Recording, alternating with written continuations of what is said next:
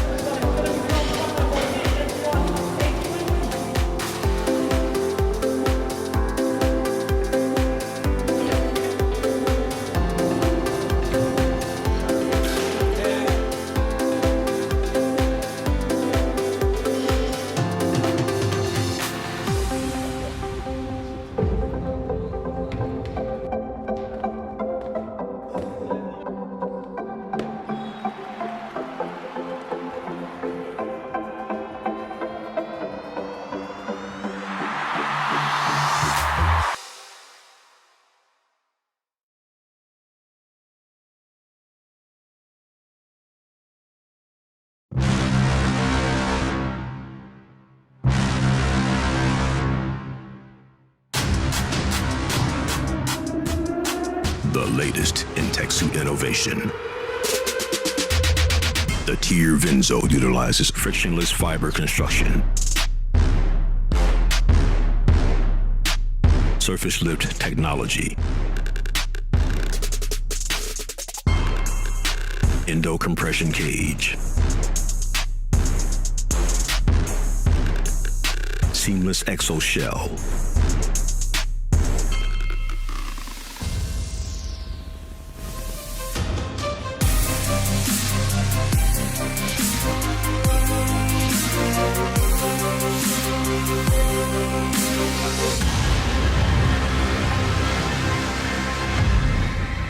Tier Vinzo, Battleborn.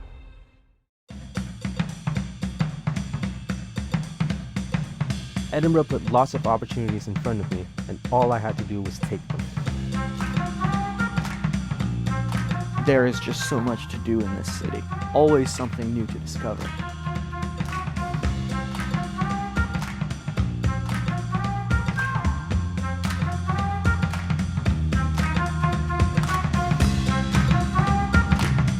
I love exploring Edinburgh. I found the people here very friendly and so much fun. The city is known for being a global innovator in so many fields. That's what made it very attractive. Edinburgh University is highly ranked worldwide. It's got such a strong academic reputation, which is why I was so eager to come here. Edinburgh was always where I wanted to go to university during high school years.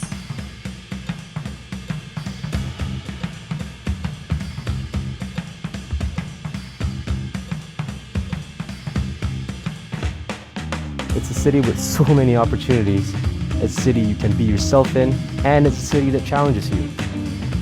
Volleyball was a huge part of my life before starting university. It's been great playing it here as team captain.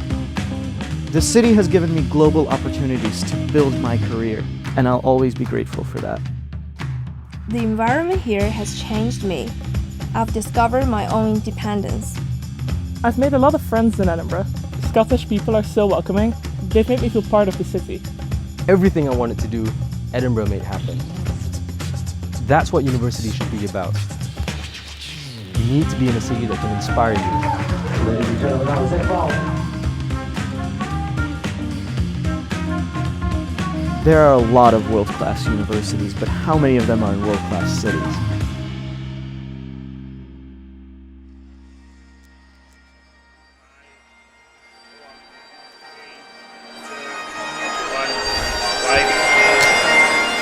Well, good evening and welcome back to the Royal Commonwealth Pool here in Edinburgh.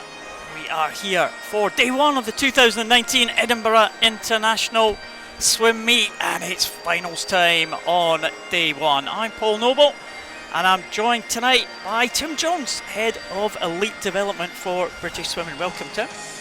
Evening, Paul. It's good to be back. I spent 10 years coaching in this facility, so it's some time ago now, but it's great to be back at the pool.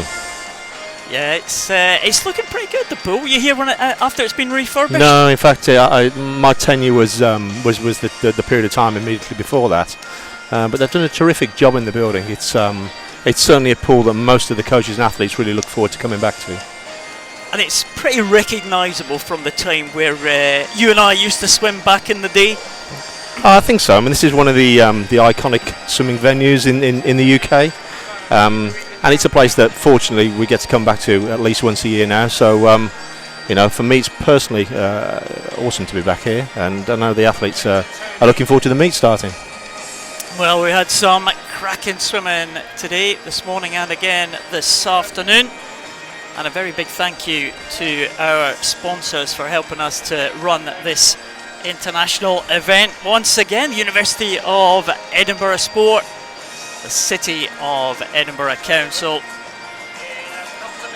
Tier Company and Sports Abroad, the four major sponsors of this event. So it's great to see their support and to help resurrect this event. I think this is the third or fourth year that the event has been held again. It was very big back in the 80s and the early 90s, attracting some of the big names, and it's great to see it attracting some of the big names again from international swimming. And of course, Great Britain is very, very healthy in terms of world-class swimmers at the moment. We'll see a few of them on show tonight. Please join us on Twitter, #EISM19. Send us your messages, send us any questions you have for Tim, our resident expert tonight. Tim, won't throw you in at the deep end too much. I'm sure you'll be able to handle anything we throw at you.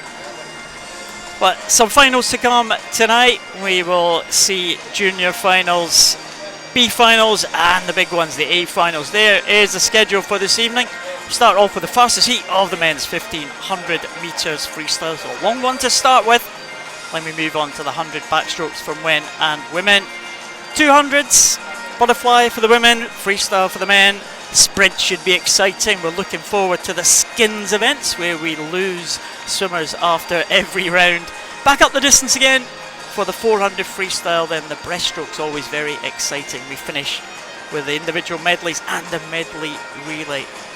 Well, Tim, I know you were 200 butterfly, represented Great Britain in the Olympics. 200 butterflies. One you're looking forward to, the women's 200 fly?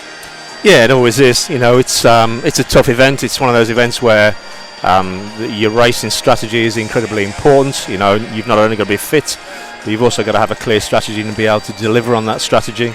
And clearly, with the 200 fly, it's an event where there's such an extreme amount of fatigue. If you don't leave yourself with something in the tank for the last 50 metres, then you're going to struggle. But the girls that we see some in the finals tonight, these are the expert exponents of that. So it'll be really interesting to see how they go about the business. And the Commonwealth champion Alice Thomas is taking part in the fast lane, and Alice Thomas was probably one that kind of emerged at this event last year. She shot herself right to the top of the rankings. Yeah, I mean, Alice is a lesson to many young athletes, coaches and parents as well, because Alice has been around for a long period of time, and she sort of bucks the trend that you have to be a really outstanding junior to be a good senior. Alice has really come to the fore in the last 2 or 3 years, and she's in her late 20s now. Her performance at the Commonwealth Games on the Gold Coast this time last year was truly outstanding. Probably one of the most memorable female swims of the meet, and she's moving from strength to strength. She's undergone a good block of training over the winter months, and this will be a great opportunity for her to just see how that training's gone and put some of her sort of preparations into practice. Yeah, Alice Thomas, very impressive last year. Continue a good run of form in the heats, and someone else who was very impressive last year, Duncan Scott, local man. Oh, the Scots will be looking forward to seeing Duncan swim tonight. What a season he had last year. I mean, phenomenal. I've known Duncan for a good period of time in his transition from the junior to senior ranks. Probably the 200 freestyle race tonight that he's involved in is probably the pick of one of the men's finals. You know, there's a terrifically strong field across the middle of the pool with Duncan, joined by James Guy, Stephen Milne, Cameron Curl, who's also part of the Olympic team.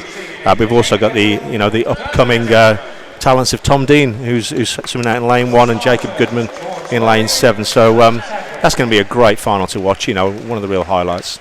Yeah, top quality, and also the breaststroke as well. Another local hero, Ross Murdoch, in the 200 breaststroke as well. He goes next to James Wilby, gold and silver medalist from last year Commonwealth Games. Absolutely. You know, these Ross has been somebody that's emerged on the scene really in 2014 with his Commonwealth Games win.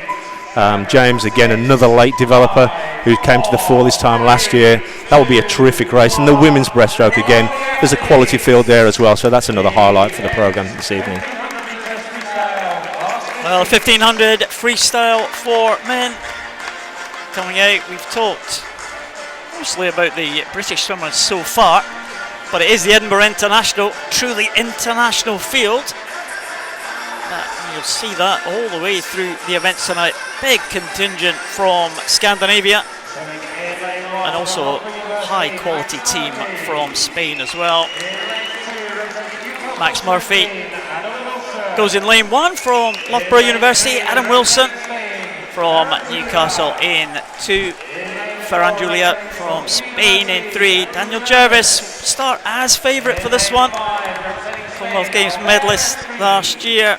Albert Niskritz from Spain in 5. Ollie Mortensen from Hovenstadens, Denmark. Next to another Dane, Christian Rasmussen from Kastrup, and Daniel Ferguson goes in the outside lane for West Lothian. So this is the fastest heat of the 1500 freestyle. We saw one heat this morning, another heat this afternoon, so these guys didn't have to swim to make it into the final of this 1500. This is the one and only swim of this 1500 freestyle. That's the only event to date that's the case for. Everyone else had to qualify for the final.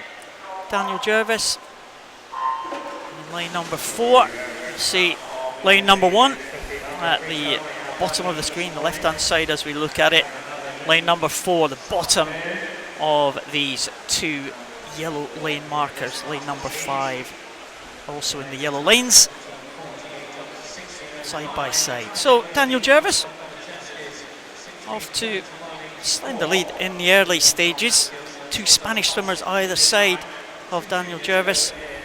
Daniel Jervis, well, we talked about people emerging at major meets. Daniel Jervis winning that medal in the Commonwealth Games in 2014, somewhat of a surprise to take a Commonwealth medal. He followed that up again, 2 Commonwealth medals for Daniel Jervis, and still relatively young man in terms of 1500 metre swimming. Might have a little bit of time to go and develop in the future. He goes through the first 100, just under the 1 minute mark, 56.46. Decent start for Jervis. Yeah, Dan came to the fore in 2014, so he really came out of nowhere. He made the Junior European Championships where he won. He knocked many seconds off in qualifying for that meet. He then carried on at the back end of that season and swam in the Commonwealth Games in Glasgow, and again knocked another 10 seconds off his best time to pick up a bronze medal, which was something that even a handful of months beforehand would have been totally unexpected. But Dan's a real seasoned international now.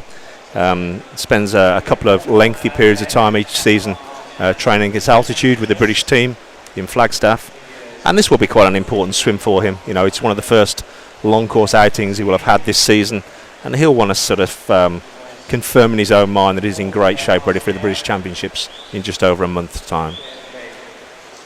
British Championships qualification meet, World Championships on the horizon? Yeah, correct. It will be the target for most of the senior athletes that have got Tokyo aspirations.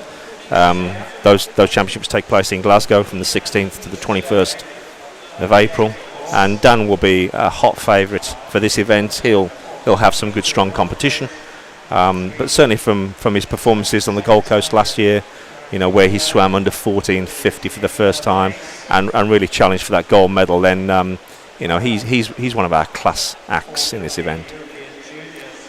Oh, Jervis won this event last year. He set a meet record last year, 15:01.87. So we'll keep an eye on that time as we progress through this 1500. He does lead in the early stages, looking pretty comfortable so far. Albert Escrits from Spain, one of this strong Spanish contingent. Quite a small team, the Spanish team. They've got a number of experienced individuals, a number of youngsters coming through as well. Yeah, it's interesting. They've brought a number of athletes to this meet that are transitioning junior athletes, people that have been successful European junior type events, that are looking to make the mark on the senior ranks. And it's great to see that this meet isn't just filled with British talent, but there's some real quality from overseas as well. Interesting thing about Dan's swim this time last year, this event also incorporated the British Championships, was that Dan swam a very even race. At the moment he's settling into hundreds of around about a minute, maybe just under at the moment, and if he can continue that, and if he's got a strategy which looks to keep his race relatively even, then this will be a quality swim from Dan at this time of the season. Yeah, it'd be nice to see him dip under the 15-minute mark. We'll just have a quick check on the splits as he goes through. 400 metres gone. It was 2:56.17. He's now 3:56.17, so that's pretty consistent stuff. Exactly 1 minute for Daniel Jervis there. He goes through. Escrits in second, Ferran Julià in third spot, so the two Spanish on either side of Daniel Jervis in second and third, but the field getting really split apart in the early stages, you have to say. Big gaps appearing between all the field here. Adam Wilson, junior swimmer, is in fourth position from Newcastle. And of course there is some junior prize money up for grabs as well. Oh yeah, and the swimmers love a bit of prize money. But you're right, Paul. The field already is very, very spread out, and this is where it'll become a challenge for Dan, because he's set a fairly strong pace early on. But as you can see, he's probably 10 metres clear of the field at the moment. So whilst the early laps are relatively easy to make your own pace, and he's just under a minute again for that 100. It's sort of 100s 9, 10, 11 and 12 where he's going to find it a little bit more difficult because he hasn't got company to keep the pressure on. And how would he normally swim this 1500? Would he want to keep an even pace, or would he build through it? Yeah, I mean the 1500 metre freestyle as an event has developed and changed in sort of strategy terms over the past years. I mean, it's not so long ago that to break 15 minutes for the 1500 freestyle, was almost the 4 minute mile running barrier. But there's a number of athletes that have done that now, and actually you need to have some decent initial speed. You need great endurance in the middle part of your race. And one of Dan's strengths at major meets is that he has a fantastic last 150, 200 metres in his race as well, which is a real weapon that you really need to have to be competitive at world level. Well, exactly the 1 minute. Again, this is very consistent stuff for Daniel Jervis. I do remember you said his closing speed is a weapon. I remember him coming back really, really strongly in that Commonwealth Games in Glasgow. I was in the crowd that night, and he just came back in the closing stages of that, and he just seemed to be so strong. Absolutely. And you watch some athletes swim, and you look at athletes that are battling it out at the front and trying to break records. Dan's event in Glasgow was interesting because he was somebody that wasn't expected to win a medal. He was in one of the outside lanes, but the quality of the last part of his race, I think, got an awful lot of people in the audience quite excited, because it was an exceptional swim. An exceptional swim from an athlete that nobody really knew an awful lot about at the time.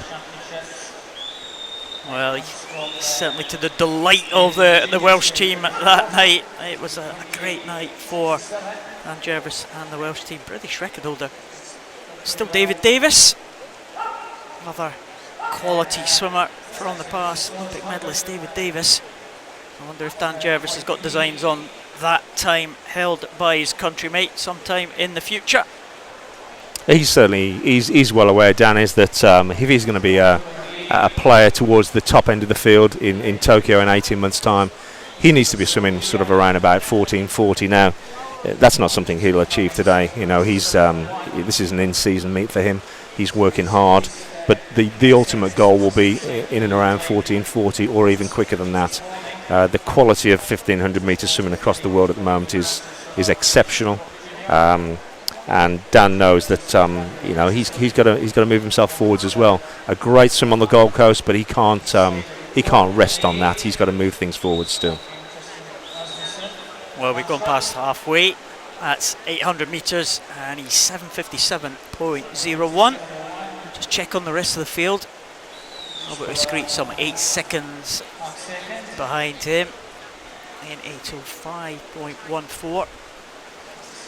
And this is where the event will start to get tough. I mean, Dan had a run of hundreds on in about a minute, maybe just under. The last couple of hundreds have just slipped a couple of tenths. That last 100 was about minute point 6, minute point 7. And this is where he's going to have to work hard, and this is where the company would have been good for him. He's going to have to make his own pace. But he's doing a great job. His stroke rate is still high. He's got a good tempo, very balanced freestyle stroke. Still looking very powerful. Coming down to the 900 metre mark. Come down here the next time, they'll be at the 2/3 stage. He goes over there, 8:57.70.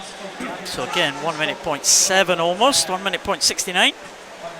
And going over in second position, 9:06. So the gap just increasing slightly, just eking out those couple of tenths lead over the Spanish Albert Escreet. Looks like Ferran Julia still clear in third position, and still in fourth position is Adam Wilson. Everyone really getting very spread out as Jervis comes down now to the 950 mark. Will be 1,000 metres when they reach this bottom end, and he's still looking in great shape. This is going to be the very tough part of this race, you would imagine. 500 metres to go when they get down to the bottom end. Still on course for that meet record that he set last year of 15:01.87. Yeah, it's a great swim so far, and often tactically the 1500 metre swimmers look at the race in terms of blocks of 500 metres, so he's just turned at the 1,000 metre mark now, so we may see a small injection of pace over the next 1,500 metres, see how much he's got in the tank.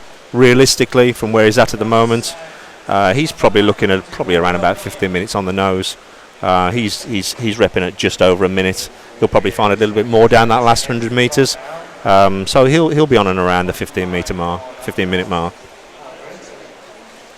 Well, I'm sure the crowd will be aware they'll be on for that meet record time. Be nice to have a record. We saw some para records this afternoon. We didn't see any meet records so far, but maybe we'll have one to enjoy tonight in this very first evening, this very first final of the first evening of finals. Daniel Jervis looking very good coming down to the 1100 mark. Interesting to see where he's going to be sitting now in terms of his split. 9:58.19 at the previous split, and just over the 1 minute. Again, he's making it easy for us, Tim. It's easy calculation for us.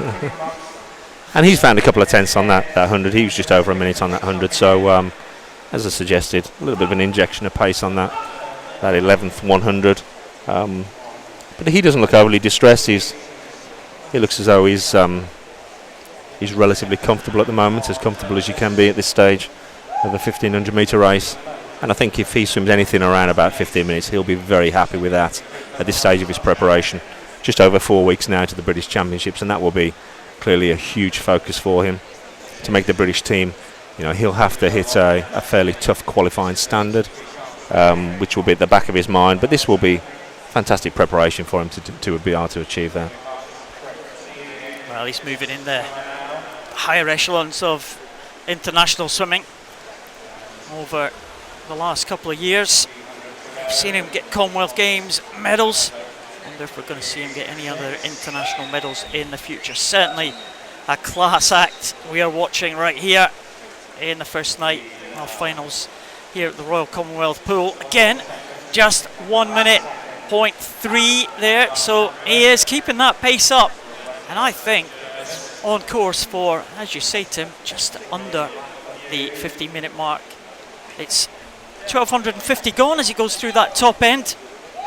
He's beginning to lap some of the other swimmers, and these swimmers are, wow, they're lying in about 4th or 5th position. I think that's Adam Wilson, we can see just on the left-hand side of your screen, who's in 4th position in the race. And this is absolute quality for Daniel Jervis as he comes down to the 1300 metre mark. We'll keep an eye on the clock as he comes through. He'll have 200 metres to go. And he comes into the last 5 now. 11.58 at the last 100. And 12.58.94. Again, just over the 1 minute mark. Yeah, Dan's going to be probably well under the 15-minute mark on this. Blocks of altitude training that Dan does now a couple of times a year for 3 weeks. This is a really integral part of his preparation now, particularly for the distance swimmers. There's some huge gains to be had. Dan was in Flagstaff, Arizona for the most of the month of January, so he's back. He'll have done a good 6 weeks worth of work since then, back in his home program with his coach Adam Baker in Swansea. But I'm sure he's going to be very happy with the result that he gets in this meet.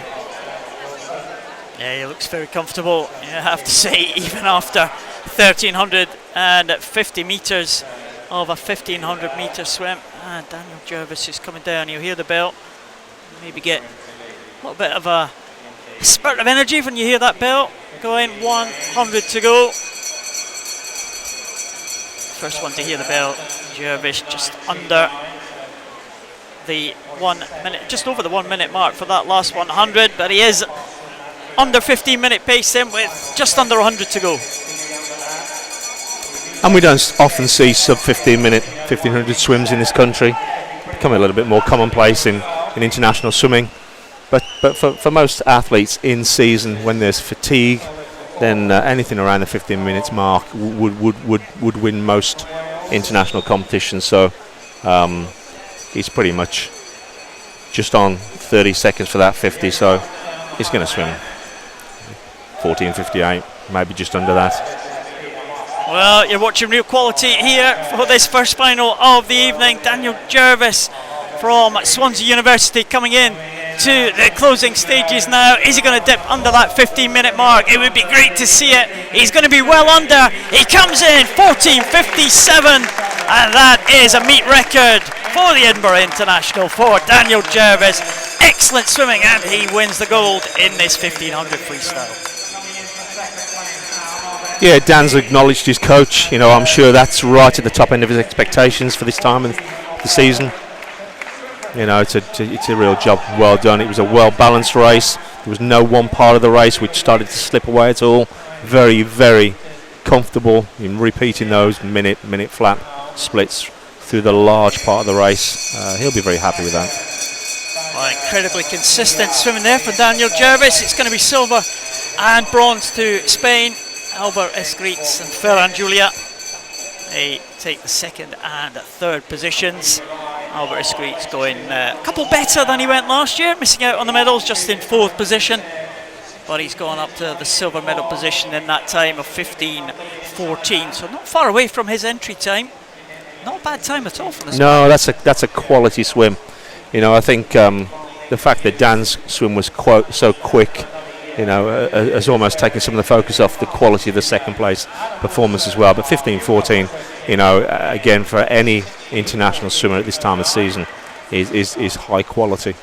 But it also reflects what we've just seen from Dan at the front of the pack. Oh, we saw a close finish there for 4th and 5th. They swim for over 16 minutes and they're separated by 0.1 of a second. Just a touch going to Adam Wilson, finishing in 4th, Ollie Mortensen in 5th position.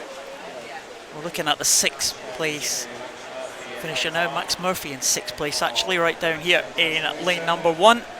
And 7th place, Christian Rasmussen with Daniel Ferguson in 8th. Close contest there for those 3 final places, but wasn't particularly close at the front because it was a phenomenal swim from Daniel Jervis from Swansea University. 14.57, wow, that is an excellent time, a huge meet record there for Daniel Jervis, and watch out for him for the rest of the season. Yeah, I know he was he was blown away with his performance this time last year when he swam just over 15 minutes. So to be a good 4 seconds faster than that, then he'll be made up with that.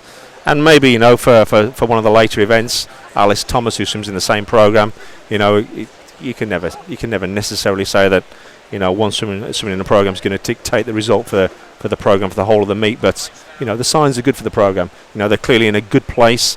Dan's performance there is first class, and I'm sure Alice will be looking to post something which is similarly of high quality as well later on in the session. A number of the universities across the UK have got great programs. Swansea University, Loughborough, of course, has been very good for a number of years, and Stirling and Edinburgh up here as well. I think so, and there's been a change of focus over the past 15-20 years where many programs that were supported by local authorities, and that's where the investment came into high performance sport. I think more recently we've seen more university programs. There's a good number of programs, 4 key programs at least up here in Scotland, a couple of key programs in Wales, and I know Swim England have just invested in 5 university programs as well, and British Swimming are based at 2 universities for our national centre programs as well. So university sport and the hosting of high performance programs in universities is something we've really seen an explosion of. Well, Swansea University claiming that first gold. We have got our first junior final. It's the junior final of the 100 metres backstroke. There is the lineup. Serena Iguarum from City of Glasgow will be closest to us as we look at it in lane number 1. Scarlett Ferris, Dundee City Aquatic in 2. Rowan Saunders, Heart of Midlothian in 3. Iona McLeod, the second Dundee swimmer in the centre lane there. She goes in 4. Lucy Lucas from East Lothian in 5. Holly McGill from Heart of Midlothian in 6. Annabelle McCrory, Derwentside in 7.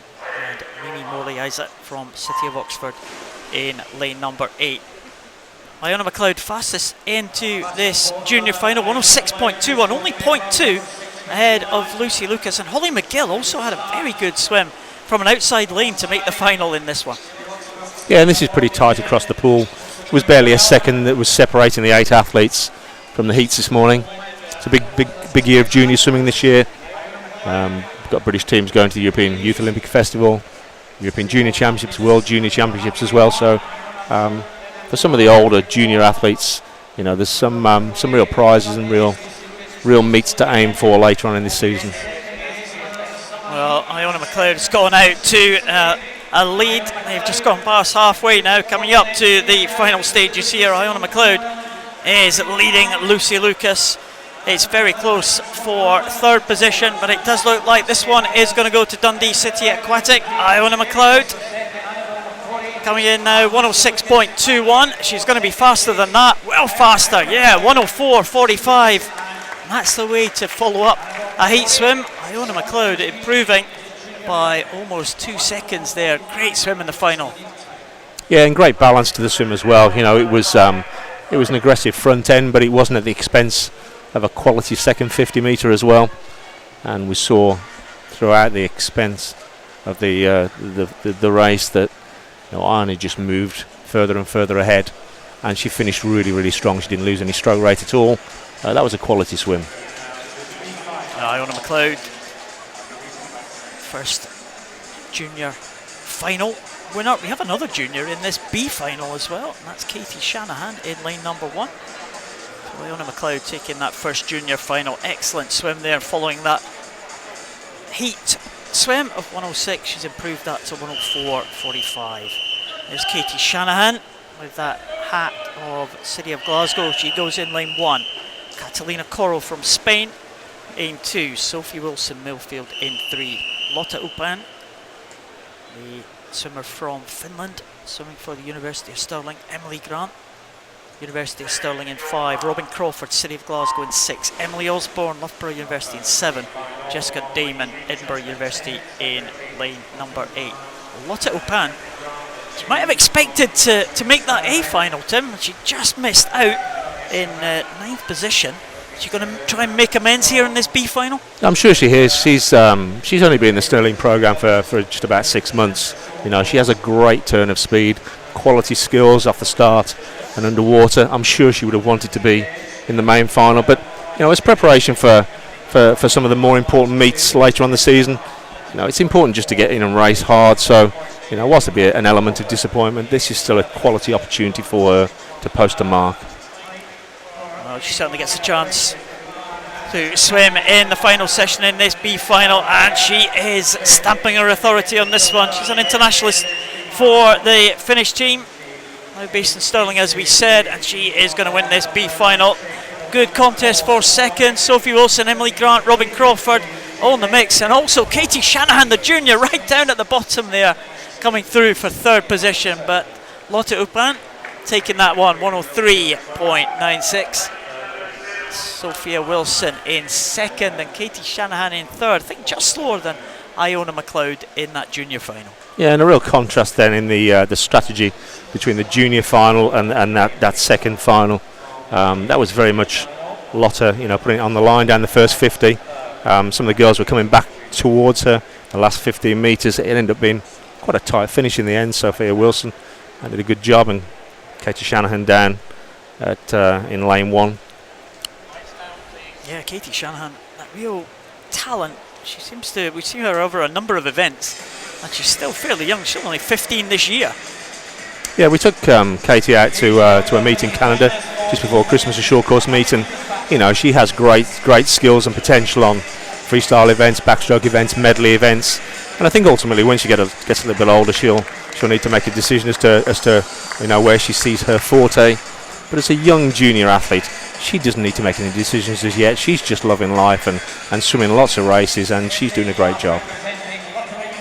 Well, she had a good job to get up to third place in that B final. We are into the A final now. Molly Allen from Loughborough University in lane number 1. Africa Zamorano from Spain, she goes in lane number 2. Victoria Biera, Danish swimmer, in 3. There's Jessica Fullilove in 4. Next to Cassie Wild, University of Stirling. Lucy Hope in lane number 6. And the Scottish record holder Kathleen Dawson in lane number 7, with Anna Main from Edinburgh University in lane number 8. Well, a number of Commonwealth Games swimmers in this final.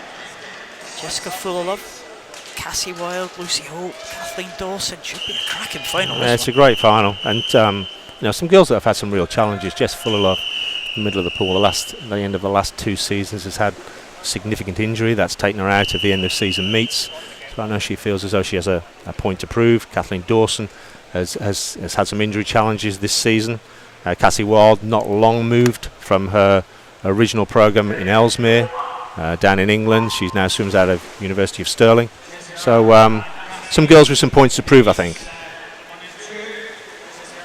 Well, in the centre lane is Jessica Fullilove in lane number 4, the bottom of those 2 yellow lanes, but a good start there in lane number 6, Lucy Hope. We've seen Lucy Hope go over the sprint events, very good 50 backstroke of 50 freestyler Lucy Hope, and she's using that power in that first 50. Yeah, and there's a great contrast across the middle of the pool, because you've got Jess Fullilove and Lucy Hope that, a little bit higher stroke rate. You've got Cassie Wild in between those that are much slower stroke rate, but very, very efficient.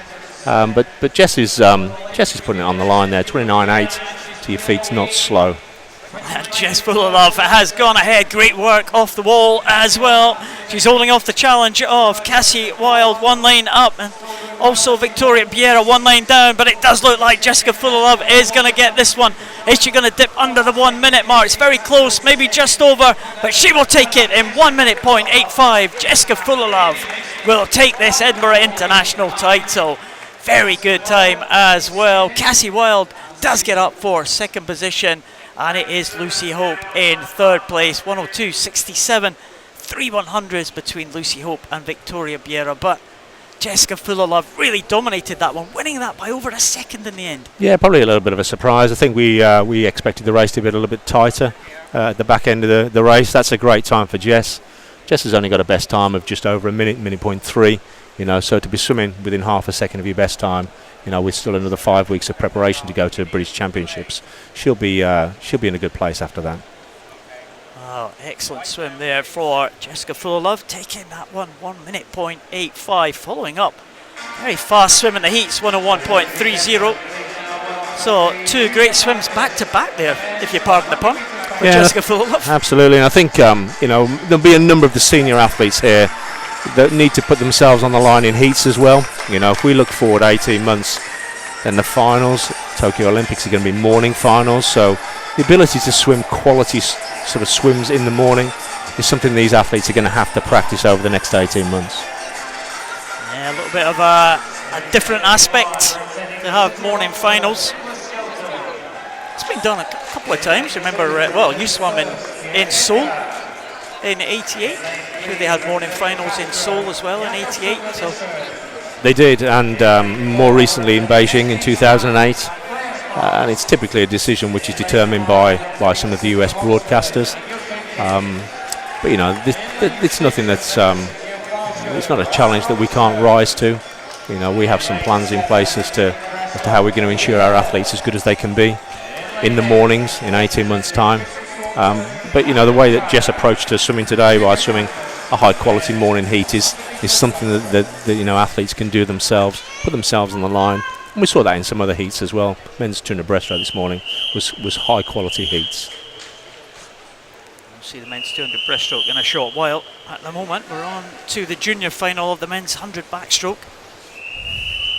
The lineup: Nicholas Skelton, City of Oxford in 1, Keir Edgar from the Falkirk Integrated Regional Swim Team, he goes in 2. Jakob Stone-Nissen from Kastrup in 3. Andreas Mars from SG Stat in 4. Daniel Jenkins, City of Oxford in 5. Ryan Robertson, City of Glasgow in 6. Toby Hill from Prescott in lane number 7, the youngest in this final, Toby Hill. And Daniel Chada from Bishop Stortford in the outside lane in lane number 8. It's the figure of Andreas Martz, SG Stat in lane number 4, leading them through, and he's gone out fast in this final, in this junior final. Yeah, typically backstroke's an event where you see a slightly less large drop off between the first and the second 50 metres, and partly because you're not starting off a starting platform. So it's not unusual for the differential between the first and second 50 to be relatively tight, but the field's closing up towards the back 10 metres.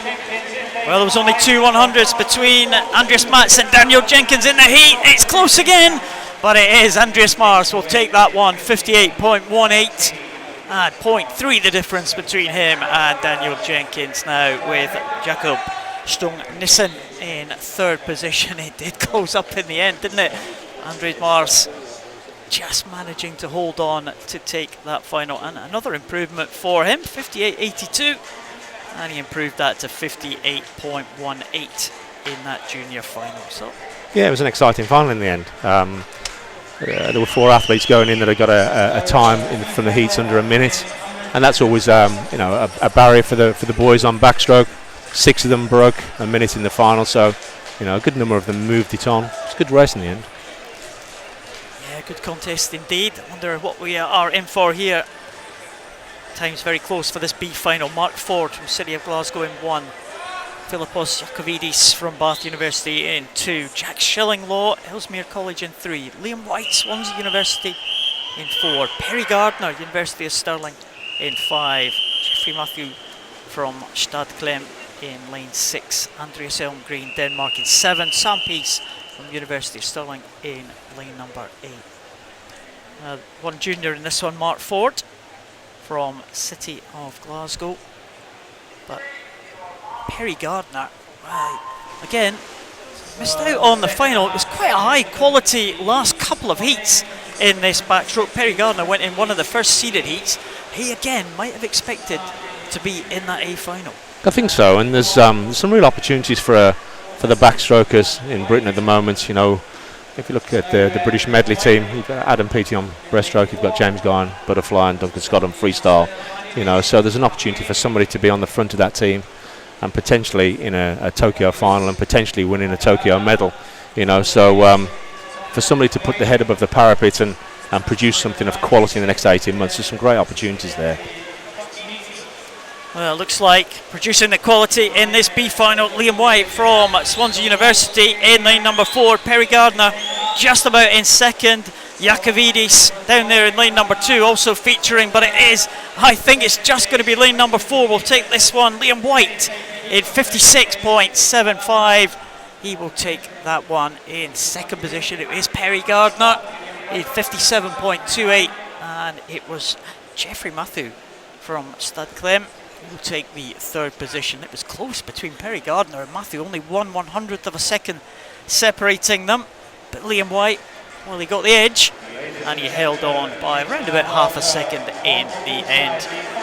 As the A finalists make their way out, Tim, and you know, you spoke about the Great Britain backstrokers. Can anyone stake a claim here? Luke Greenbank has probably been the most likely over the last couple of years. He's been there or thereabouts. He has. I mean, Luke had a great junior career. You know, Luke was a World Junior record holder, won European Junior Championships, and he's transitioned very, very comfortably into the senior ranks.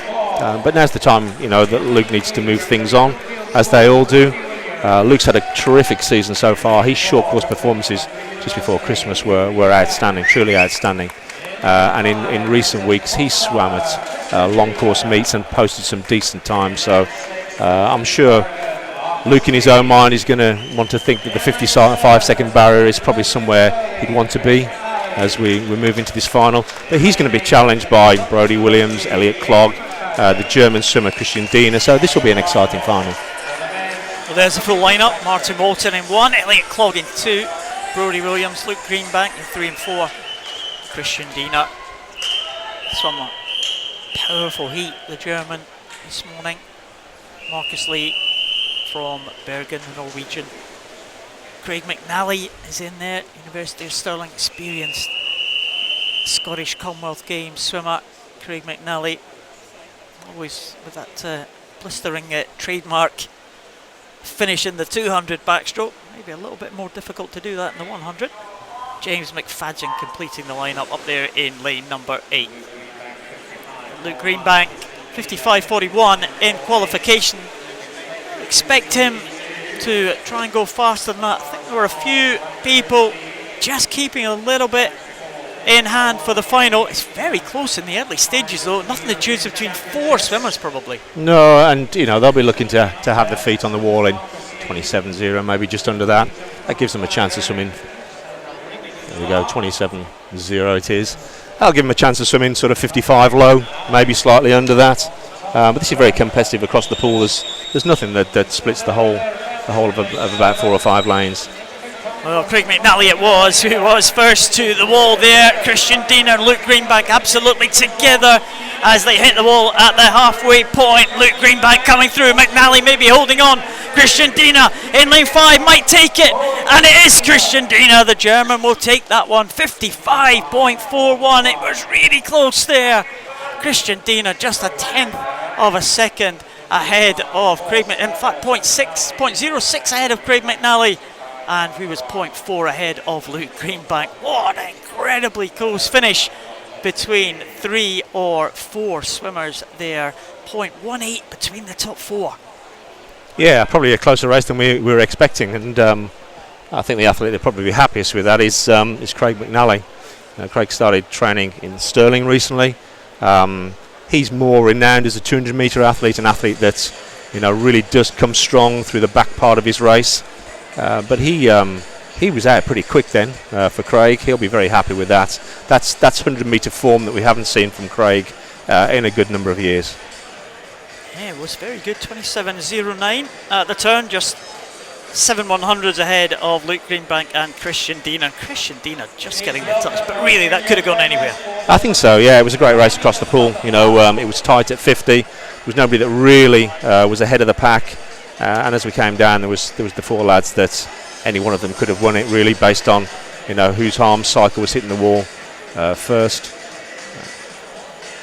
Well, it was Christian Diener who takes that one, and he takes the prize money, the German.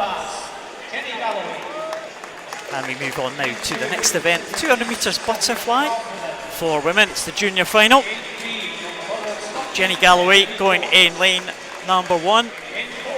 Sissy Palfreman from City of Leeds in lane 2. Melody Jones, Borough of Stockton, Faye Rogers, Borough of Stockton, the 2 Stockton swimmers side by side. Serena Iguaram, we've seen her already in the backstroke. earlier this evening. Anya Slessor in lane 6, Aberdeen Performance. Erin Taylor in 7 from Finns. Lauren Chalmers, Ren 96 in lane number 8. Tough shift for Serena Guaram, back in the water again. Particularly with the 200 flyby in the second race. It'll be really interesting to see the tactics that these girls employ. In fact, over the next 3 finals, because, you know, common coaching logic would suggest that the first 50 you've got to be pretty relaxed. You've got to try and lay it out, not overrate, certainly not work too hard, and then start to build the race through the second 50. This is a tough event to go out hard on and try and hold on. You don't see too many people that are overly successful at that. Well, 2 Borough of Stockton swimmers there in 3 and 4, and they were kind of renowned as a fly club for a while, didn't they? Jessica Dickens and Gemma Lowe both swam for Borough of Stockton. Very correct, yeah. quality. So they were coached by Graham Entwistle. We're probably going back 10, 12 years now. 2 high quality athletes. Graham's now one of the national staff with the Swim Wales programme, so he's bringing his expertise to what's going on in Wales, and certainly with the likes of Alice Thomas, then, you know, he has good experience in that event and coaching that event, which will also help with Alice's development as well. Well, 4 swimmers have taken the lead here, taking the advantage in the early stages.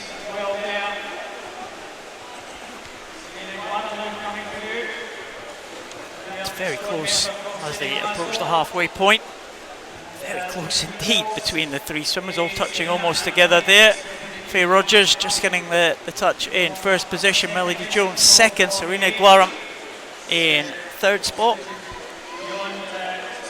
So as they go down the third 50, then again, this is where everybody's individual strategy starts to work its way through. We'll see who's maybe been too aggressive down the first 50 metres and who's a little bit more in the tank and is going to finish stronger down the back part of the race. Well, lane 4 looking pretty good. That's Faye Rogers, Borough of Stockton. Just edging it still as they go through on that final turn.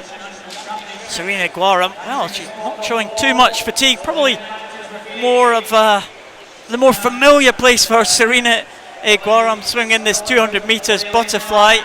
But it does look like Faye Rogers is just about getting the edge on her now. Melody Jones trying to come back as well. It could be 1 and 2 for the Borough of Stockton in this junior final. Serena Guaram is the only one who could upset that top 2 finish here. The 2 Borough of Stockton swimmers, very, very similar strokes. They're almost stroke for stroke coming into the final stages there. But it is Faye Rogers will take that one. Serena Guaram does just about hold on for second, and Melody Jones in third. So in the end, 1 and 3 for Borough of Stockton, and a good effort for Serena Guaram there. Yeah, and it looks like Stockton have got 1 or 2 quality 200 fly girls starting to come back through again. Interesting to see that all 3 girls at the front of the pack, they still managed to maintain form down the last 50 metres, so they were still being able to breathe every 2 strokes. Nobody looked overly distressed. Stroke length was still good and long, you know, and that's the great way to approach a 200 butterfly. And it was interesting there, the 2 Borough of Stockton swimmers, almost stroke for stroke, very similar techniques there as they went into the final stages. Absolutely. And how many times do you see that? You know, a couple of athletes come from the same programme, you know, a very clear message from the coach as to what the technical model needs to look like, and you're right, very, very similar in the way they went about the business. Well, there's 2 City of Oxford breaststrokers in the heats this morning, look like twins coming down the final stages. I'm sure they'll be on again a little bit later on. We've got the B final now of this 200 metres butterfly for women. Lane 1, back to us. William Berkevet from Heimar. In lane 2, Luna Dond Tilburg, Ovenstatens. Yasmin Perry from Aberdeen Performance. Yvonne Brown, one of the 2 juniors in this B final from East Kilbride. Next to the other junior, Edith Jernstedt from Vasteras. Monique Olivier, the Luxembourg swimmer swimming for Edinburgh University. Meg Finnan now representing University of Stirling, and Abigail Burr from Swansea University. So Good start there for line number 3, Yasmin Perry. We saw Yvonne Brown swim very well this morning, finished very strongly. Yvonne Brown, she's one that's been coming through the ranks. We first came to prominence as a breaststroker, I remember Yvonne Brown. But she's going well in this butterfly, just missing out on the final. She goes in lane number 4, but Yasmin Perry off to a good start here. Yeah, she's putting it out there. You know, she's on with a relatively high stroke rate down the first 50, so she's going to need to rely on, you know, a good level of fitness and endurance. This is a tough event to do. You can't do quality 200 fly if you've not got a great training background. It's not the sort of event that you can get by and cut corners. And as such, you know, there can often be in some races quite a distance between the front and the back end of the pack. Meg Finnan taking up the running there at the halfway point. With that red cap there, just leading them through in lane number 7. Lane 5 looking good though. Edith Johnstedt, the second of the 2 junior swimmers, just heading the other junior, Yvonne Brown now. But Yvonne Brown finished very strongly on the last 50 in the heats. It is looking good for Meg Finnan though. She's going to come in first place, but that swimmer's in the middle, catching up with every stroke there. 3 swimmers almost going over together. Yeah, I mean, there's just over a second between the first 6 girls there, so, you know, this is where strategy comes to the fore. We're going to see who's got enough left in the tank, you know, to really blaze this last 50. It does look like it might be Edith Johnstedt from Västerås. Yvonne Brown trying to come back, and she is coming back with every stroke. This is great technique from Yvonne Brown, just putting her head down and putting on the power in the closing stages. We saw that in the heats, we've seen it again in the final, and Yvonne Brown will take it in 2:16.55. Well, a phenomenal last 50 there for Yvonne Brown. Edith Johnstedt in second and Meg Finnan in third. And really, that's exactly what we would expect from an athlete that comes from Mandy Figgins' program. You know, these are well-conditioned athletes. Her strategy was great on that. She's just a junior at the moment, so, you know, she'll be setting her sights on some of the junior international meets this summer, and certainly with a quality time like that, you know, she's going to put herself right in the mix for selection. Well, it was a good heat swim. She followed that up with a faster final swim. Yvonne Brown, well, remember the name. Watch out for her progress as we go through the year. The A final making their way out now to the poolside. And Alice Thomas will, you know, she'll be a lesson to any young athlete watching how to swim 200 fly.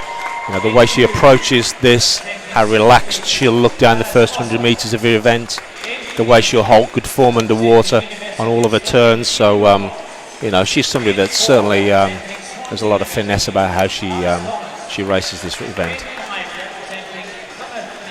Alice Thomas going in lane number 4. As we said earlier, one of the more experienced athletes in this field. She's not the oldest though, and that's Hannah Miley, the great Hannah Miley. Aberdeen Performance swimmer in lane number 7. That's a full lineup. Scotland's Commonwealth Games swimmer Kiana McInnes in 1, Kiara Schlossen in 2, City of Leeds. Amy Wilmot, Commonwealth champion on 400 individual medley. Alice Thomas, Commonwealth champion in the 200 butterfly. Laura Stevens, Commonwealth Games finalist. Marina Hella Hansen, Hovenstatens in 6. And Miley, again another Commonwealth Games medalist. Ritzegard completing the lineup in lane number 8. Hannah Miley, also the Scottish record holder in this 200 butterfly. So quality all the way, but Alice Thomas looked sensational in the heats. Yeah, you're right, Paul. There's some great quality across the pool here. You know, right from Kiana and Kira in the near side lanes, who've both won European Junior and World Junior medals, to some of the other girls that have won medals, not necessarily in 200 fly, but very, very experienced senior internationals. A couple of 400 medley girls in there as well, Amy Wilmot and Hannah Marley. So these are girls that aren't going to be short on endurance. Whether they're sharp at this point in the season is probably the question. And as you can see from Alice there, beautiful stroke, doesn't let her head drop too low as she enters. Been challenged at the moment by Laura. Yeah, Laura Stevens from Plymouth Leander, Commonwealth Games finalist herself. So Laura Stevens and Alice Thomas, big lead over the rest of the field. Third place at the moment is Kiana McInnes, right down closest to us in third spot, but not much to choose between anyone for that third spot there. But the leading two look like they are going to battle this one out. Alice Thomas just with the edge as they come up to approach the last turn, but Laura Stevens is sticking in there next to Alice Thomas. Yeah, Laura's always had a strategy on Tuna Fly to to put it out there, and she's always swam pretty quick first 100. I think the challenge will always be for Laura to make sure that the quality of the last 50 is as good as the first 50. But she's challenging Alice quite well there. Alice's last turn, the distance she managed to achieve underwater, is probably going to be what determines the results. But these girls are swimming well.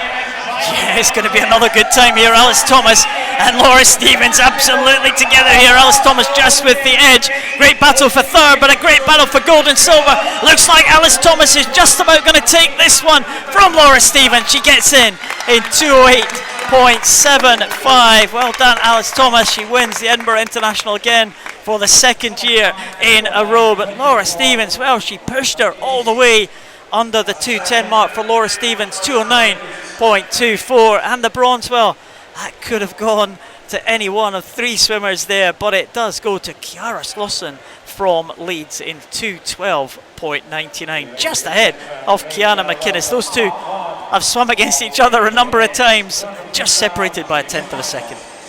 Yeah, Laura's going to be very happy with that. Laura's swimming with a lot of confidence at the moment. She swam 2:04 short course just before Christmas to win the English Winter Nationals. So she's an athlete that's in a good place at the moment, and clearly she's continuing that good form from the short course season into the long course season. Kira, tough year for her at the moment. She's undertaking exams, so trying to balance the requirements of education and swimming is not as easy for some of the athletes. But both of those young girls, Kira and Kiana, I think we're very happy with what they produced then. Yeah, same age. They've swum against each other many times in the past. Another close contest between these two. Men's 200 freestyle. Let's go, and we have two junior finals here. So the first final sees Daniel Jenkins, Angus Allison and Eugene Brooks-Clark.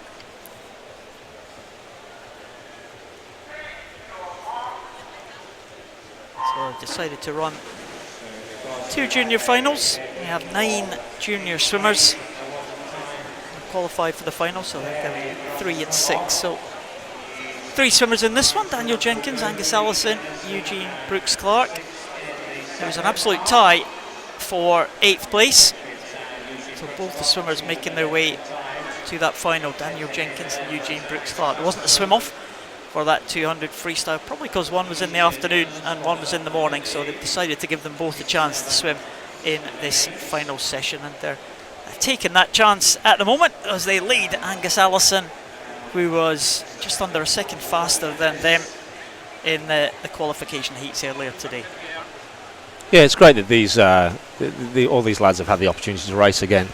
Eugene's brother, he's part of the British programme. Cameron Brooks-Clark is a 100 butterfly swimmer, of real quality, a 52-point fly swimmer.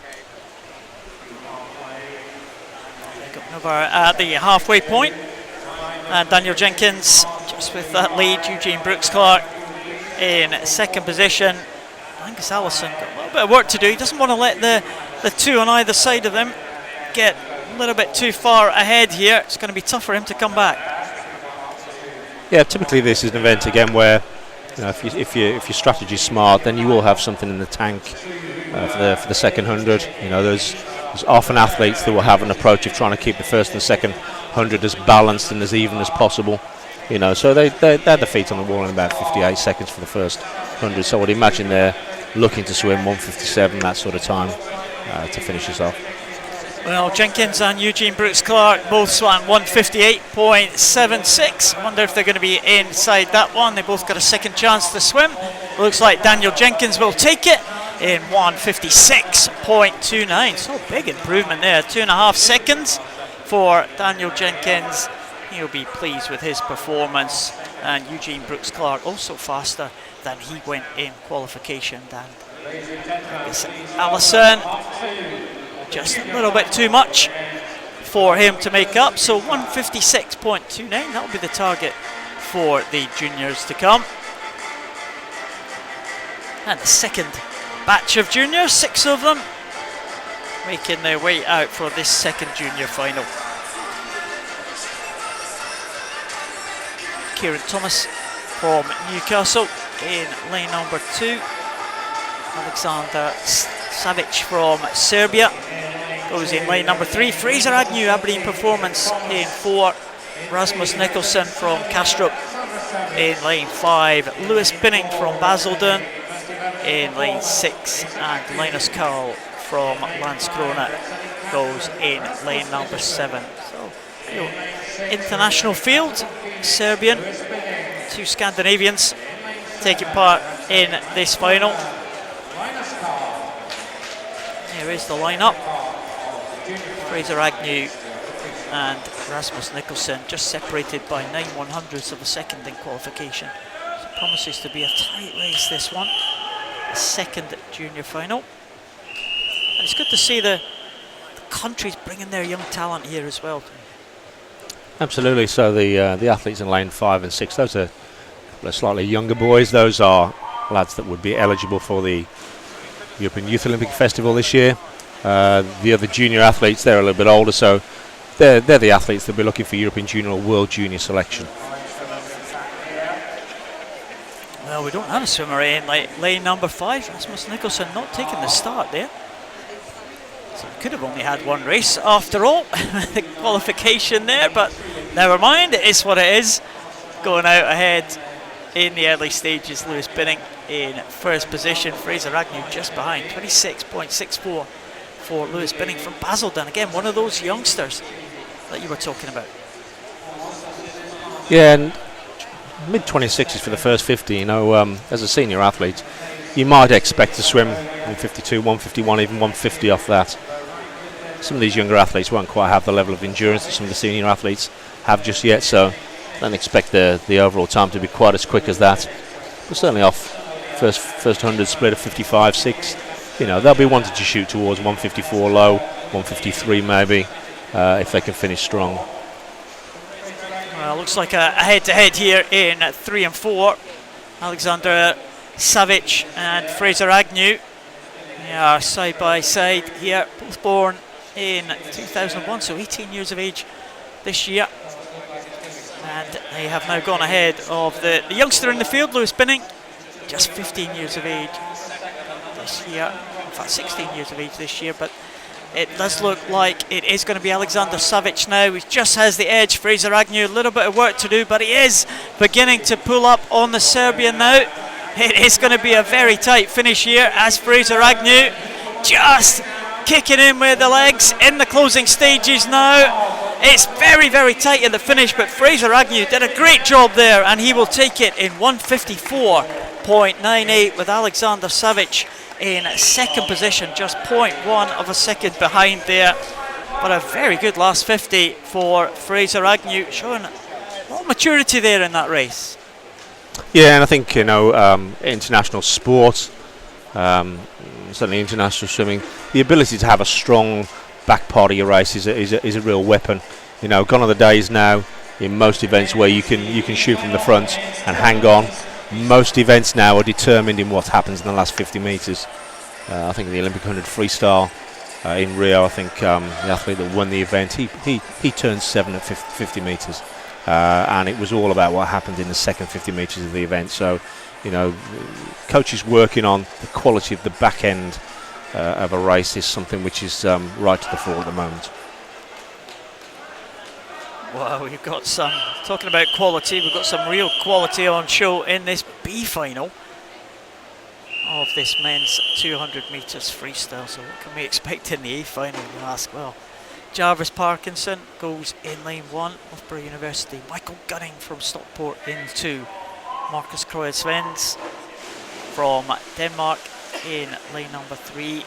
Craig McLean, University of Stirling, in lane number 4. Luke Turley and Callum Jarvis and Will Riley, Old Bath University, in 5, 6 and 7, and Sam Budd from City of Sheffield in lane number 8. But a few big names not quite making it into the A final. Callum Jarvis might have expected to be there.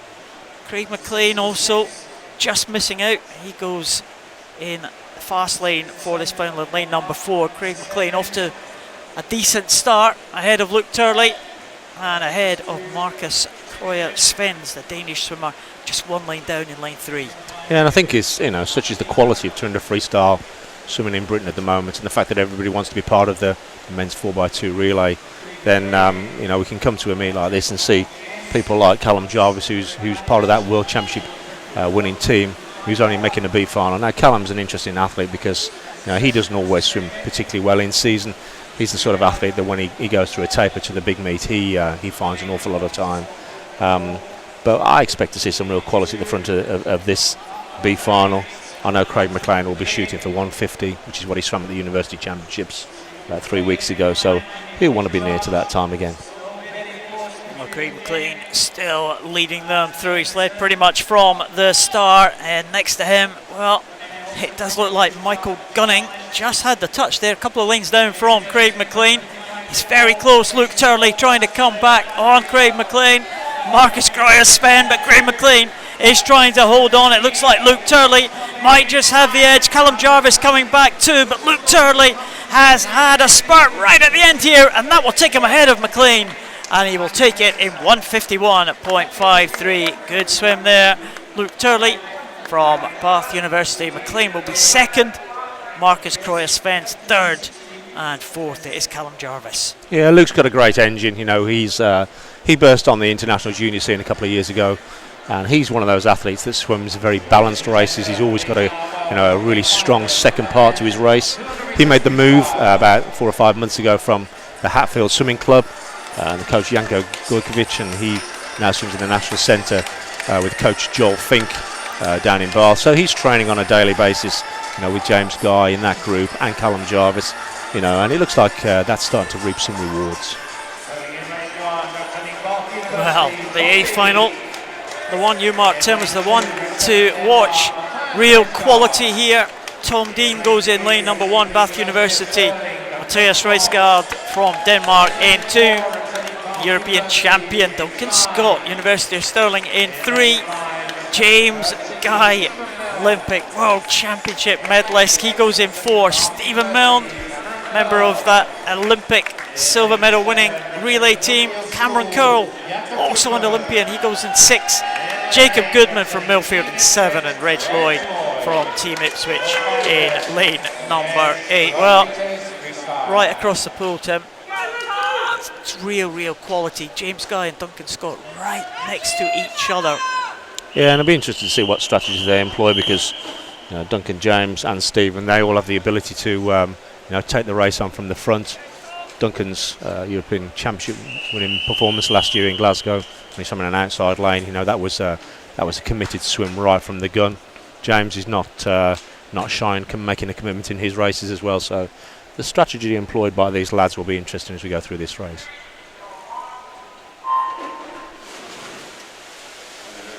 Well, James Guy is the British record holder, also the meet record holder, in a very swift time of 1:47.75, and he has gone out into probably an early lead. Stephen Milne with that red cap just following him in lane number 5 from Perth City.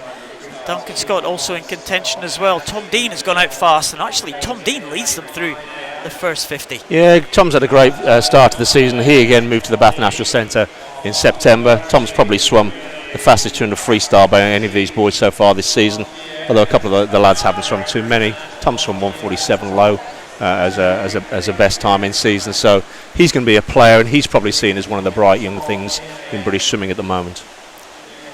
James Guy will probably take up the running now. 52.18 for James Guy. Tom Dean still in second position. Bath 1 and 2. Duncan Scott not too far behind in third position. That long rangy stroke of Duncan Scott as well, chasing James Guy as they come up to this final turn. It's the two big names, you would say, are going to hit the front here. Where is this one going to go? James Guy looking good as he goes into this final turn. Yeah, this will be interesting because they're looking at each other coming down the last 50. So, these boys know themselves, know each other well. But the time's going to be quick. These guys are probably going to be pushing on close to the meet record, which again will be great at this time of the season. Oh, James Guy showing great strength here, but Duncan Scott, we know he can finish well. Can he pull back on James Guy now?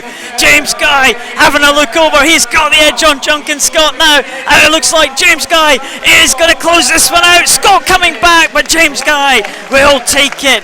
It is a new meet record for James Guy. 147.66. He was made to work all the way. Duncan Scott, 148.13. The two great friends and rivals will take the gold and silver here. Tom Dean taking third position. What a great race there. And James Guy, 147.66. Well, you picked it, Tim. A meet record it was indeed for James Guy, but he was made to work all the way by Duncan Scott. Yeah, it was a terrific race. James has just come off. He was in altitude 2 for the most part of January. He's just been out in Australia training with the Bath National Centre for 3 weeks as well. So James is in good shape. Saw him a couple of days ago, and at this point in the season, I think he'll be very happy with that. Well, James Guy takes that one, the second meet record of this final session. So we move on now to the 50-metre events. We have the junior finals first, and then we move on to the skins after that, so that will be interesting. 2 junior finals. First one, the women's 50 metres freestyle.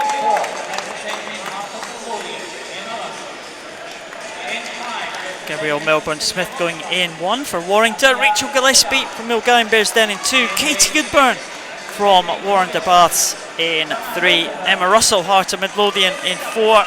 Sophia Silla from City of Oxford in 5. Johanna Hindenburg from Hovenstadens in lane number 6.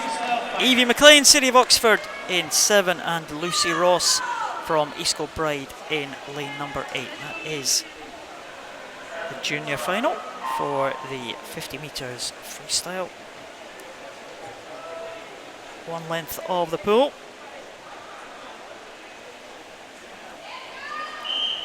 It'll be interesting to see the tactics these girls employ. The very best in the world at the moment. Males and females, they're really only going to breathe 2 or 3 times at the most down the 50 metres. And of course the quality of the start, is very significant in determining the overall result.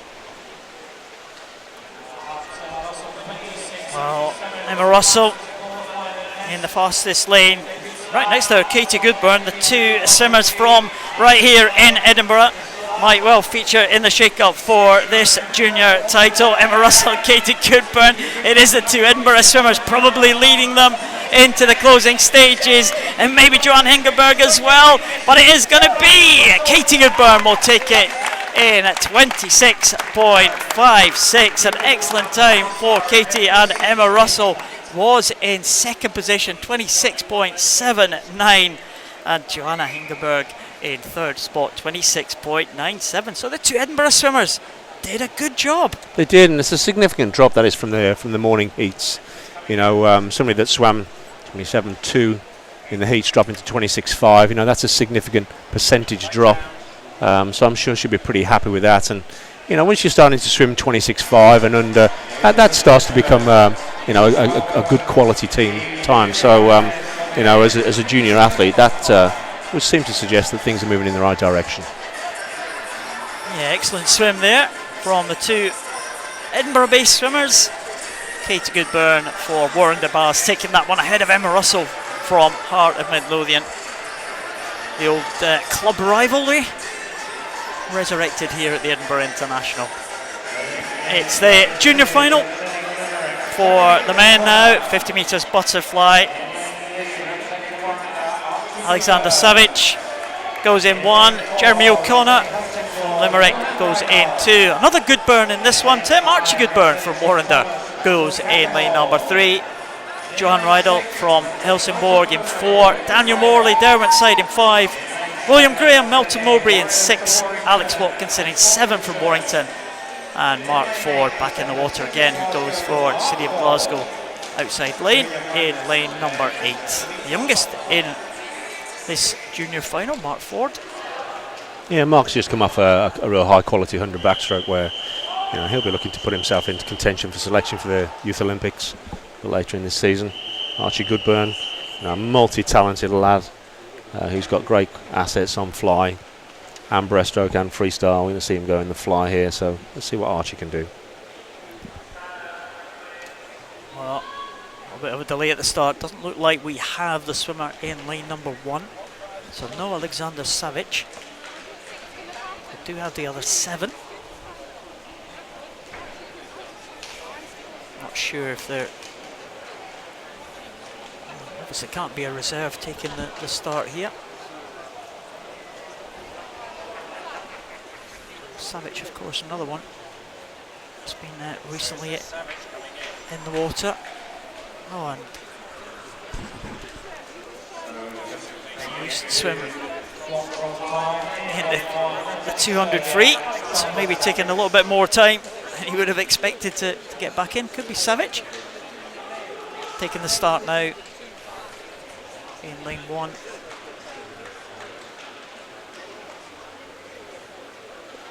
Getting a tough shift there.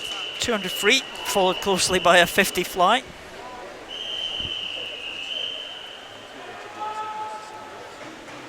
That looks like Savage taking the start here. 50 metres butterfly.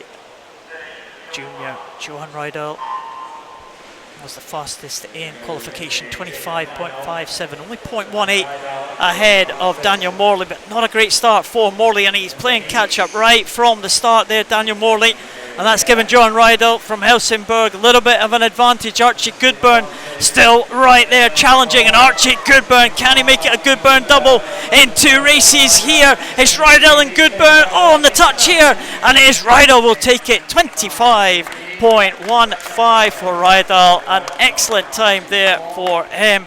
He will get in first in that junior final, and it was a good swim from Archie Goodburn for second position, and it was William Graham in third spot, 26.10 for William Graham. But good contest at the front there. Thought Archie Goodburn was just going to get the touch there at the end. Yeah, his stroke cycle maybe led us to believe he might have his hands on the wall first.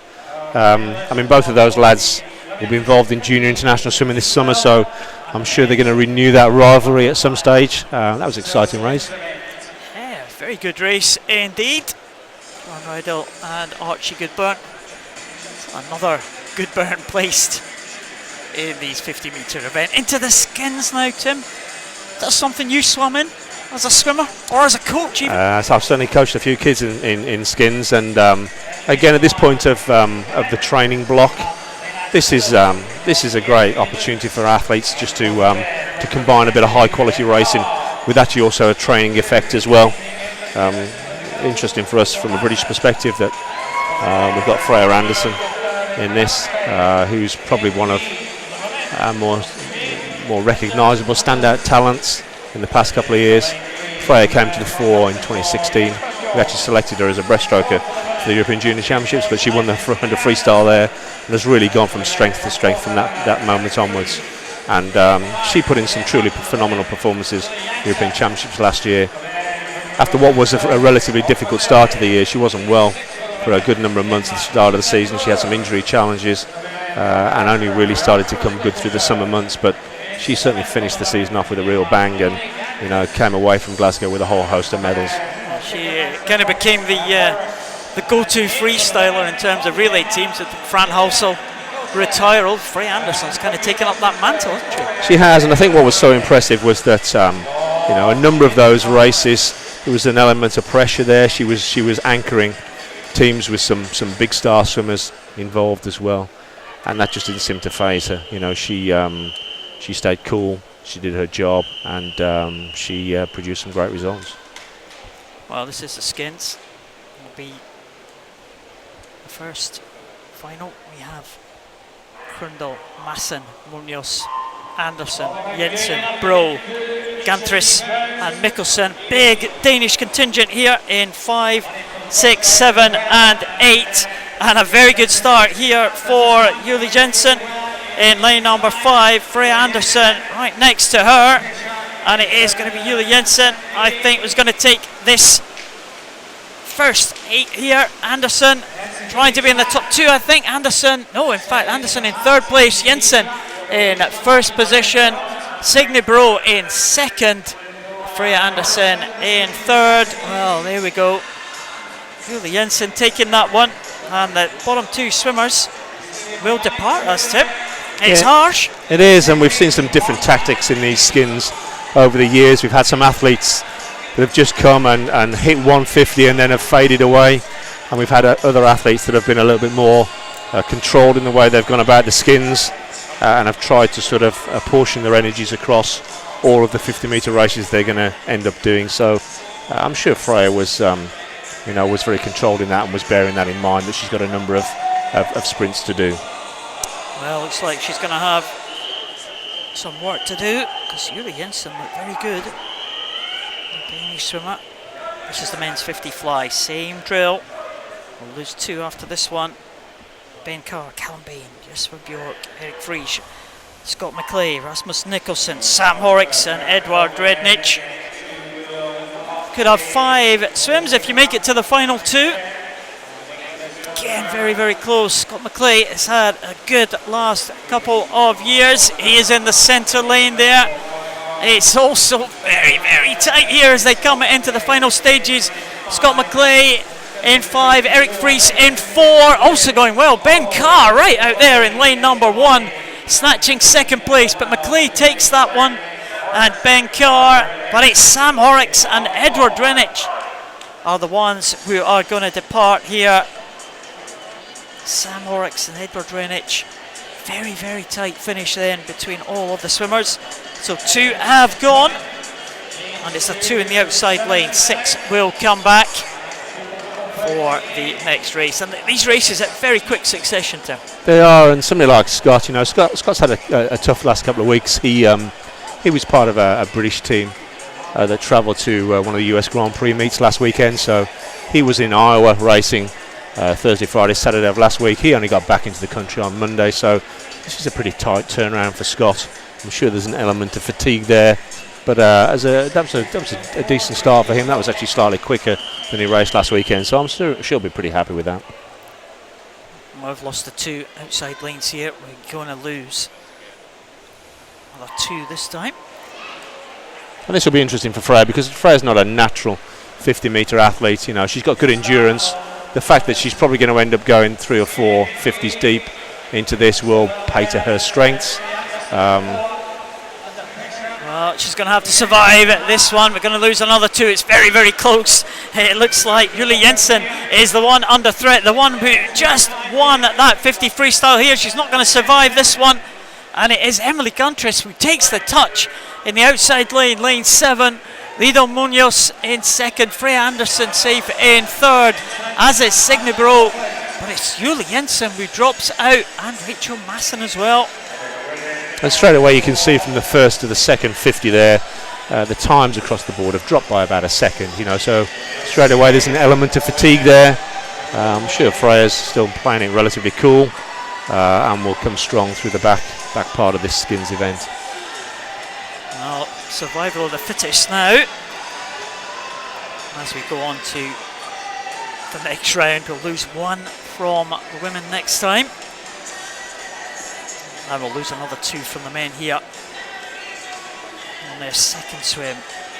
Scott McClay, can he keep this record up? Well, this is probably a greater challenge for the fly swimmers. There's an element of fatigue on freestyle, but that's probably magnified when you come to butterfly, the undulations through the stroke. So again, probably expect some of the times at the front of the pack to fall away fairly quickly on this.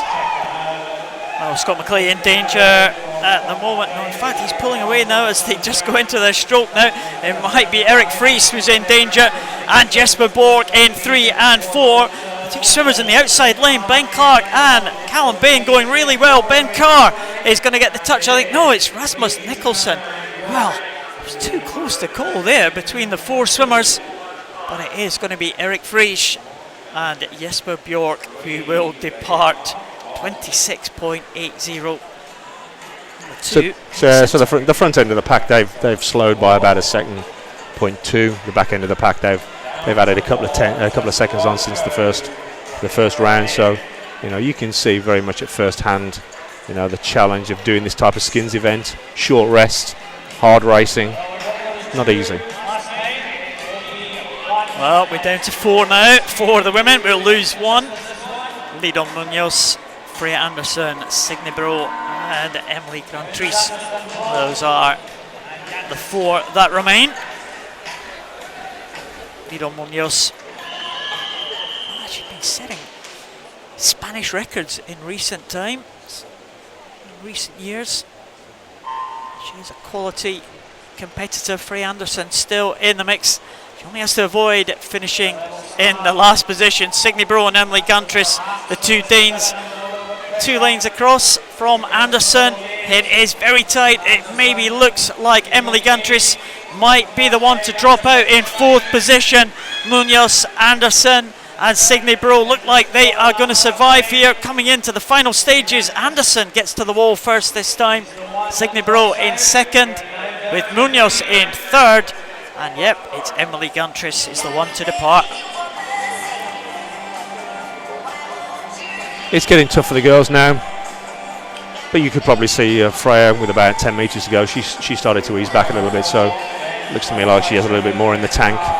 And as an athlete who's very much sort of 100, 200 sort of type athlete, and she runs to a fairly tight training program at Ellesmere College with her coach Alan Bircher. She'll be well conditioned for this type of event. Down to 4 in the men. Ben Carr, Callum Bain, Scott McClay and Rasmus Nicholson. They are the 4.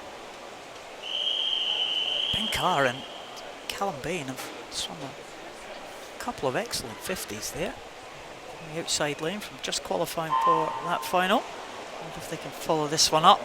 Callum Bain certainly with the best start of the 2 closest to us. The worst start probably Ben Carr from Neptune, and he is trying to come back on the swimmer alongside him, Callum Bain. Scott McClay has just got the edge on Rasmus Nicholson. They'll know they only have to beat 1 swimmer to survive till the final 3. It's very close indeed, but Scott McClay is going to get in first, and he does win it. It's tight at the end. Rasmus Nicholson 2nd, and Ben Carr, he did survive in the end. Callum Bain had much the better start, but Ben Carr came back in the closing stages, and Callum Bain's the one to go. Well, Scott McClay, he's keeping good form there. There's almost an argument with this type of skins event. It's not really who swims the fastest, it's who gets the slowest. Because everybody's getting fractionally slow through the whole series.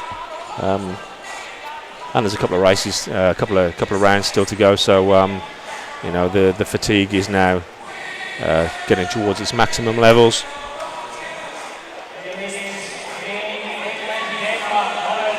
Well, the women have got 3 left now. Lidon Munoz, Freya Anderson, Signe Bro. Freya Anderson be relishing this challenge then? Oh, I think so. I mean, Freya's a racer.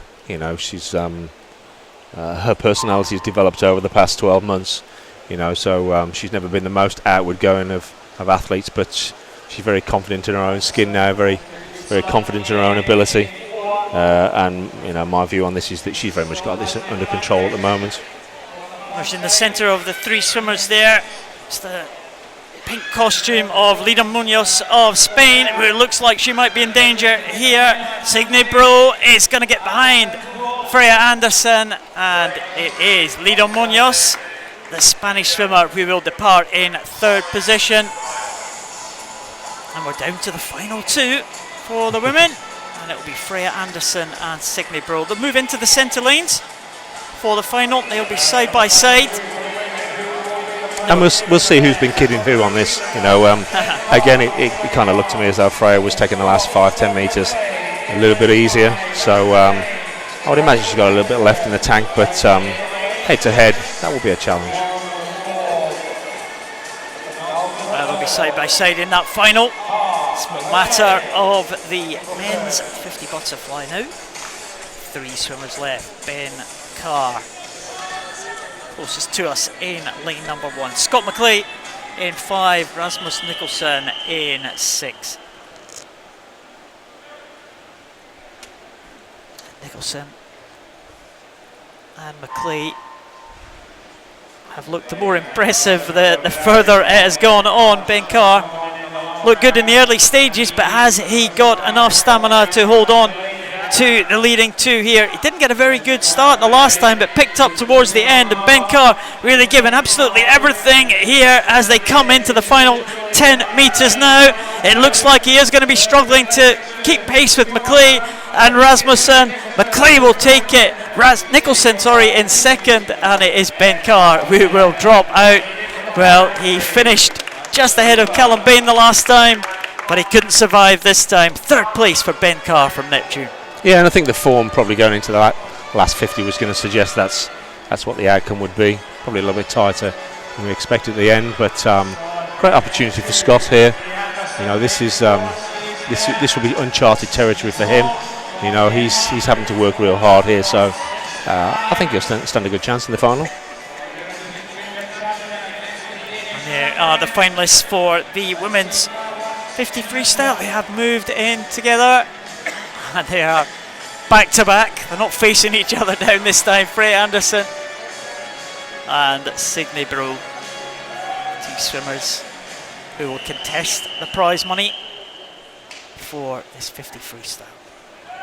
Well, Freya was about 26.5 in this last 50, so we'll see if she's got anything left in the tank. She looks as though she's relatively up for it, so this will be a great race.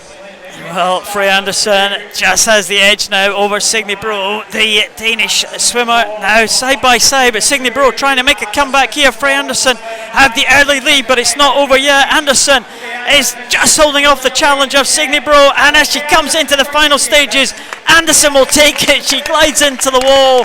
She knew it was won. It was a confident performance. She could see Signe Bro was not coming back, and Anderson will take the skins title. And that's the benefit of having an athlete who's got a strong 200-metre background. They can also sprint as well, because she's got great endurance. Freya has, and as much under control as a 50-metre could ever be. Then that was a lesson for some young athletes on how to win a skins event. Well, Anderson takes the win, takes the prize money for that freestyle skins. Who's going to take the prize money here for the 50 metres butterfly? Is it going to be Rasmus Nicholson, or is it going to be Scott McClay? Rasmus Nicholson, still a junior swimmer, Tim. Date of birth 2003. And sometimes for the younger, less muscled athletes, then the skins can be slightly less of a challenge. With the big, well-developed males, those are the athletes where time can fall off quite quickly. Well, had a good start from Nicholson there. He was really fast off the block. McClay now is trying to catch up on the Dane. Scott McClay trying to come back, but Rasmus Nicholson from Kastrup has the edge. I'm not sure McClay is going to be able to respond here. It looks like it is going to go to Kastrup, and the skins title goes to Rasmus Nicholson. He has got it. He punches the air. He is delighted with that one, and it was really all about the start. It was a great start from Rasmus Nicholson, and Scott McClay was never able to respond after that. No, and it was kind of as I said before, who was kidding who on the last but one of the skins. Rasmus, he swam 27 plus on that, but did enough to book his place in that last head-to-head, whereas Scott had given a little bit more in that 4th round, and clearly when it came to that final swim off there, Danish athlete was by far the fresher. It was an excellent swim from the young man, Rasmus Nicholson, to take that skins title, just outlasting Scott McClay. He was up and down all the way through that skins. You could never really pick a winner there, but the stronger at the end was the Dane, and we go from the 50 skins event back up the distances to the 400 freestyles. Just 2 finals here in the 400 freestyle events here at this Edinburgh International. They're all the 400 events. In fact, we have a junior final and then an A final. In the junior final, Faye McDonough from Borough of Stockton going in 1, Rebecca Reid from Aberdeen in 2, Iona McLeod, Dundee City Aquatic in 3, Katie Shanahan back in the water again in the centre lane this time. She goes in lane 4 for City of Glasgow. Adele Daly from Limerick in lane number 5, Caelan Hall from Aberdeen Performance in 6, Olivia Mason from Warren de Baths in 7, and Scarlett Ferris in lane number 8 from Dundee City Aquatic. So a number of the swimmers qualify for this junior final from this afternoon swims. Some qualify from this morning swim, so a little bit of more recovery time. Although some, like Katie Shanahan, have already done a number of events today. Yeah, a couple of girls in the middle of the pool here raced already. Iona McLeod raced, Katie Shanahan's raced.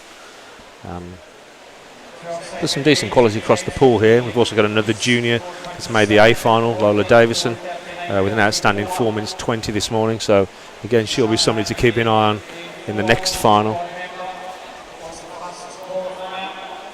Katie Shanahan, we've spoken about her previously.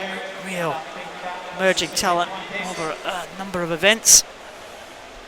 Yeah, and Katie's one of actually a number of quite exciting junior girls we've got coming through, sort of age 14, 15. If we go back through some of the all-time British rankings, then some of the girls that we've got coming through at the moment are the best of the best, as good as we've ever had, and that's a real positive place for us to be in. You know, freestyle has been an event, with the exception of Freya the last couple of years, where we've struggled a little bit. You know, since the retirement of some of our more established senior girls, the loss of Fran Halsall, Jazz Carlin, who announced her retirement quite recently. You know, so we need to restock some events. So it's exciting for us to see some of these good girls start to emerge and come through. Yeah, it's not been a bad period over the last kind of 10 years or so. Rebecca Adlington, of course, winning those Olympic gold medals. Jo Jackson, Jazz Carlin, as we spoke about.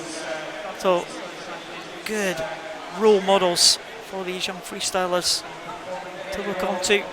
Absolutely, you know, but the World Championship, the Olympic program, there are so many freestyle-based events that, you know, if you don't have quality freestylers, you lose out on so many medal opportunities. So, you know, we're always trying to restock those events. Their quality freestylers are key to freestyle relays, as well as the individual events, as well as medley teams as well. So you can't afford to develop a program where there's no freestyle talent coming through. I'll keep an eye on some of this junior talent here. Katie Shanahan is the one who is leading them through the halfway point. Iona McLeod's in second. And typically, you know, you have somebody that turns at 200 in 2 minutes 9. You'd be hoping they would swim not too far over 4:20. You know, you'd want to see them swim a balanced race. So again, let's just see how the next couple of hundred develop. It's a fairly young field, actually, just looking at the ages of the juniors in this one. 5 of the swimmers born in 2004, another couple born in 2003. The oldest, Rebecca Reid, was born in 2002, but only one swimmer in this field. So it's a young field, and well, if this continue this form, we might see them in junior finals for many years to come. Katie Shanahan has got the lead. Iona McLeod is just about, not quite on her feet. There is clear water between Shanahan and Iona McLeod, and just one lane down from Iona McLeod is the oldest in the race, Rebecca Reid, pulling through now. It's a pretty close contest for the minor places. Top 3 is looking pretty much settled as they go past the 300 mark now, with McLeod just behind Shanahan. Yeah, in distance freestyle events across the board, males and females, what's the quality of what's happening at the top of those events, seems to improve almost year on year. Then the depth of those type of events maybe isn't now as good as it has been. It takes a certain type of athlete working to a certain type of program to be successful at distance freestyle, and it's not for everybody. It's good to see some good, a good amount of young girls here that are still interested in distance swimming. Probably say the same about some of the long medleys as well, and the 200 fly, tough events, and events that you've got to put an awful lot of time in the pool. Katie Shanahan looks like she is going to take this junior final. She has led pretty much from the start. Iona McLeod in second position. In third is still Rebecca Reid. I think she is going to hold on for that third place. Katie Shanahan, well, she swam at 4:27 in the heat. She's improved that to 4:23, so good improvement there from the final from Katie Shanahan. Iona McLeod also improves her time. She improves to 4:27 from a 4:31, and Rebecca Reid is under the 4:30 mark as well, so another improvement. Top three all improving those heat times. Yeah, and it goes across all events. There's no athlete that wants to go and swim in a final and swim slower than they have done in the heat. It's one of those bugbears for a coach. You always want to see your athletes move it on, have the ability to move it on from heat to final. But of course, the challenge for some of the athletes here at a meet like this, where the final session is relatively compressed, is that some of them are jumping in and out the pool at fairly regular intervals. They don't get great recovery, so it becomes more of a challenge to achieve. Well, one swimmer who has kind of made a habit of doing multiple events, jumping in and out of the pool, as you said, in a range of events over the years, has been Hannah Miley, setting out these domestic events, not the big ones, but Hannah Miley back in the water again, recovering from her, or recovered I should say, from her operation last year. It's her comeback swim here at the Edinburgh International. She goes in one, 3 Spaniards inside her, Catalina Coro, Africa Zamorano and Melanie Costa. Leah Crisp from City of Leeds goes in 5. Lola Davison from Newcastle had an excellent swim in the heats from an outside lane, forcing her way into this A final. She goes in 6. Maria Grant from Hovenstatens in 7, next to her teammate Marina Heller Hansen. It's great to see Hannah Miley back in the water again. Great to see her making this A final in the 400 free. Yeah, and the beauty of our sport is that across the pool here, there's a 14-year age spread. You've got Hannah, right across to Lola, who I mentioned earlier, as one of our exciting new talents. 14 years difference between them. But we're a sport where we can all compete on equal terms.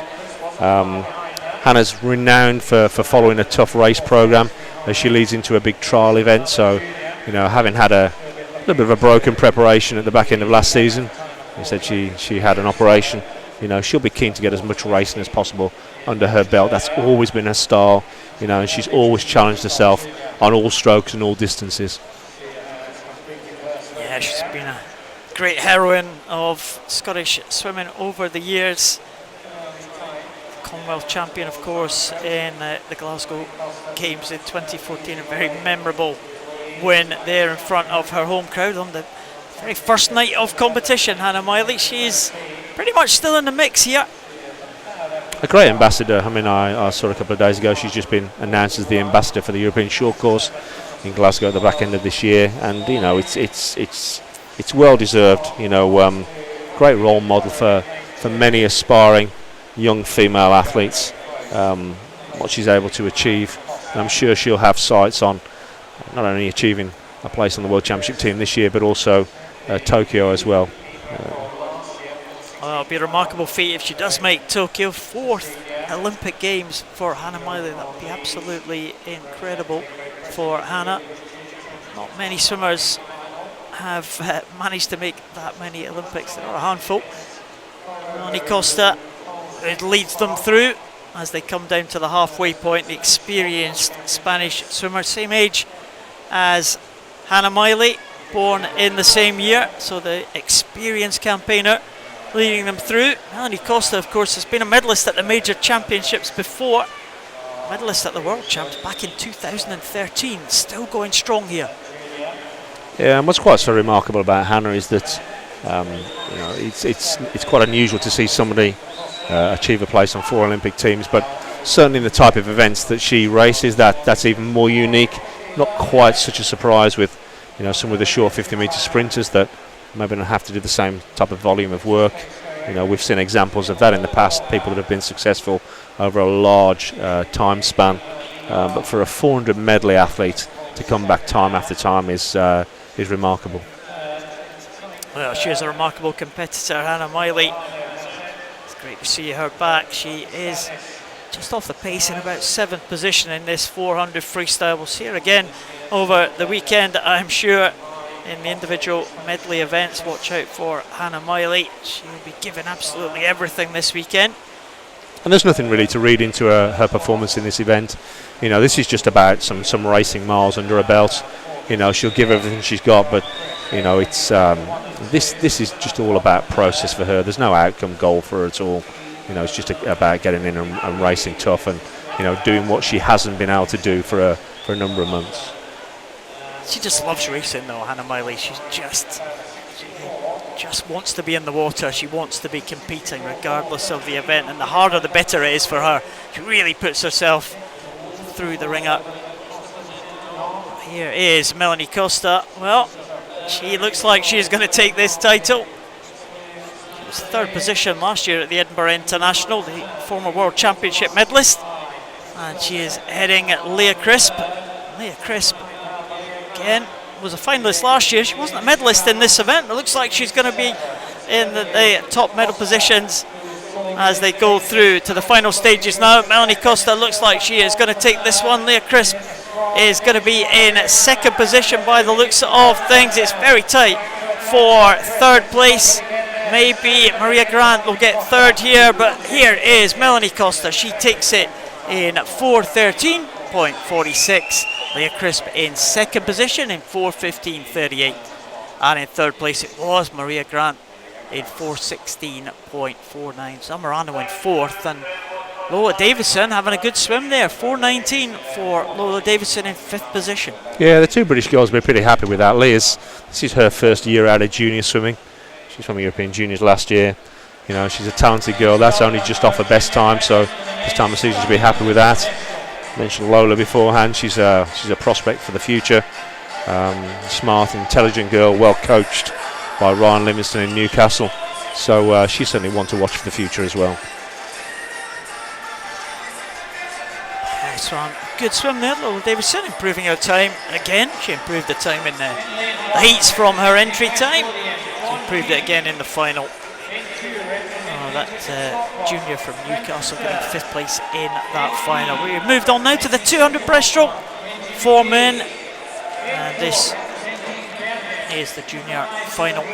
John Keane from West Lothian in 1, Bryn Kosa from Bishop Stortford in 2, Kenji McDade goes in 3 for City of Oxford, Nikolai Sorebo from Bergen in 4, 2 City of Oxford swimmers in 5 and 6, Billy Watton and Freddie Wilkinson, Max Hagen in 7, and Linus Carl from Landskrona in lane number 8. 3 from City of Oxford in this junior final. And ironically, there's been 3 or 4 other Oxford athletes that have come to the fore this past couple of years on 200 breaststroke in particular. See one of those athletes, David Murphy. He'll compete in the 100 metre breaststroke in a day or two's time. But coach at City of Oxford, Amanda Booth, she has a real reputation for producing high quality 200 breaststroke swimmers. I wonder, City of Oxford, what can they do in this final? 3 City of Oxford swimmers here. Kenji McDade in 3, Billy Watton in 5, Freddie Wilkinson in 6. Just in the middle of them is Nikolai Sorebo from Bergen, the Norwegian swimmer. Just going over in 1st place was Billy Watton, and Nikolai Sarebo just behind him. They go absolutely together. Max Hagan from City of Glasgow going well. He's in 3rd position, but right out there in the centre, the 2 in the middle look like they are stretching away from the rest of the field. Yeah, you're right, Paul. You know, certainly the 2 boys in 4 and 5 stretching the field out. It's interesting as well, technically, that the three Oxford swimmers, 3 very different technical models there that they're working to. That's a halfway point. Billy Watton, seen him swim a couple of times today. He had a very good swim in the 200 medley this afternoon. He's following that up with another good swim here in the 200 breaststroke, and it looks like he's stretching away from Nikolai Sarebo. And what will he be concentrating on now, Tim? He's just trying to keep that stroke long as they go into that final 50. Yeah, I mean, the tactics around 200 breaststroke are interesting. They've changed very much in the past 15, 20 years. So most athletes now are stretching out with a relatively long stroke length, slow stroke rate down the first 50, and just gradually building that as they go through the event. And we'll see that's at first hand when the A final goes through. You know, but you would expect some of these athletes to at least be trying to maintain rate, maintain stroke length as they come through this last 25 metres. Well, it looks like the Norwegian is not giving up this one easily. Nikolai Sarebo from Bergen pulling up alongside Billy Watton now. It's going to be a tight finish again. It might well go to Bergen this time. It might well go to Nikolai Sarebo. He stretches for the wall and 2:24.05, improving his time from qualification. And Billy Watton, well, couldn't quite hold on at the end, but it was a well-timed swim from the Norwegian. And a real example as to, you know, how different tactics play out, and particularly on breaststroke, so much can change in the last 50 metres. You know, depending on who's prioritised the race in the right way. So it was interesting. It was a big changeover in the last 25 metres there.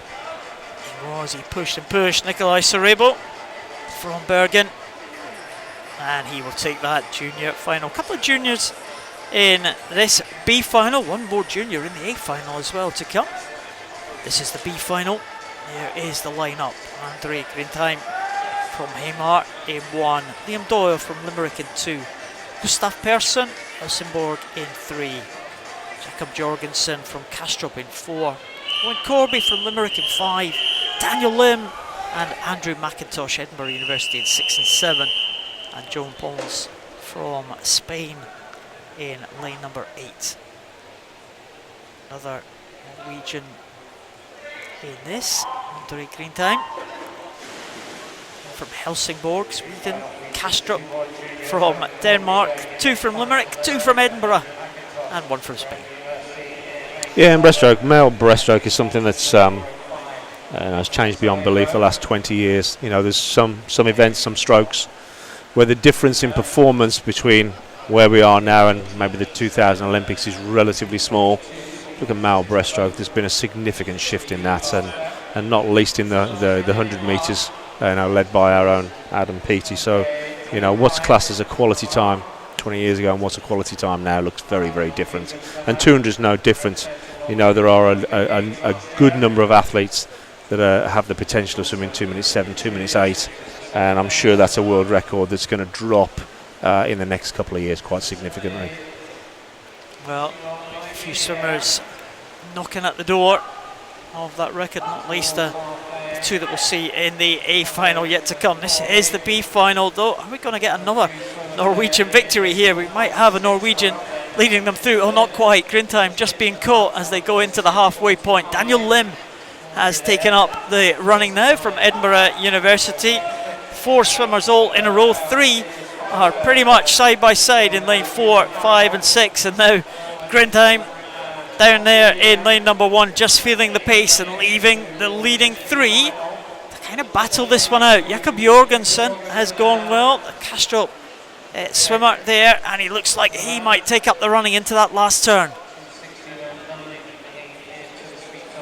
Yeah, so it'll be interesting to see down the last 50 so who managed to hold stroke length, who increases rate but just starts to spin a little bit. Danish boy in the middle, he's looking pretty strong at the moment, but it's not cut and dry as yet. Well, we saw in that previous race it could all change in the closing stages, and back comes Owen Corby, the junior swimmer, in lane number 5. Jakob Jorgensen in 4. One up from him is Owen Corby. They're into the last 5 metres, into the red zone.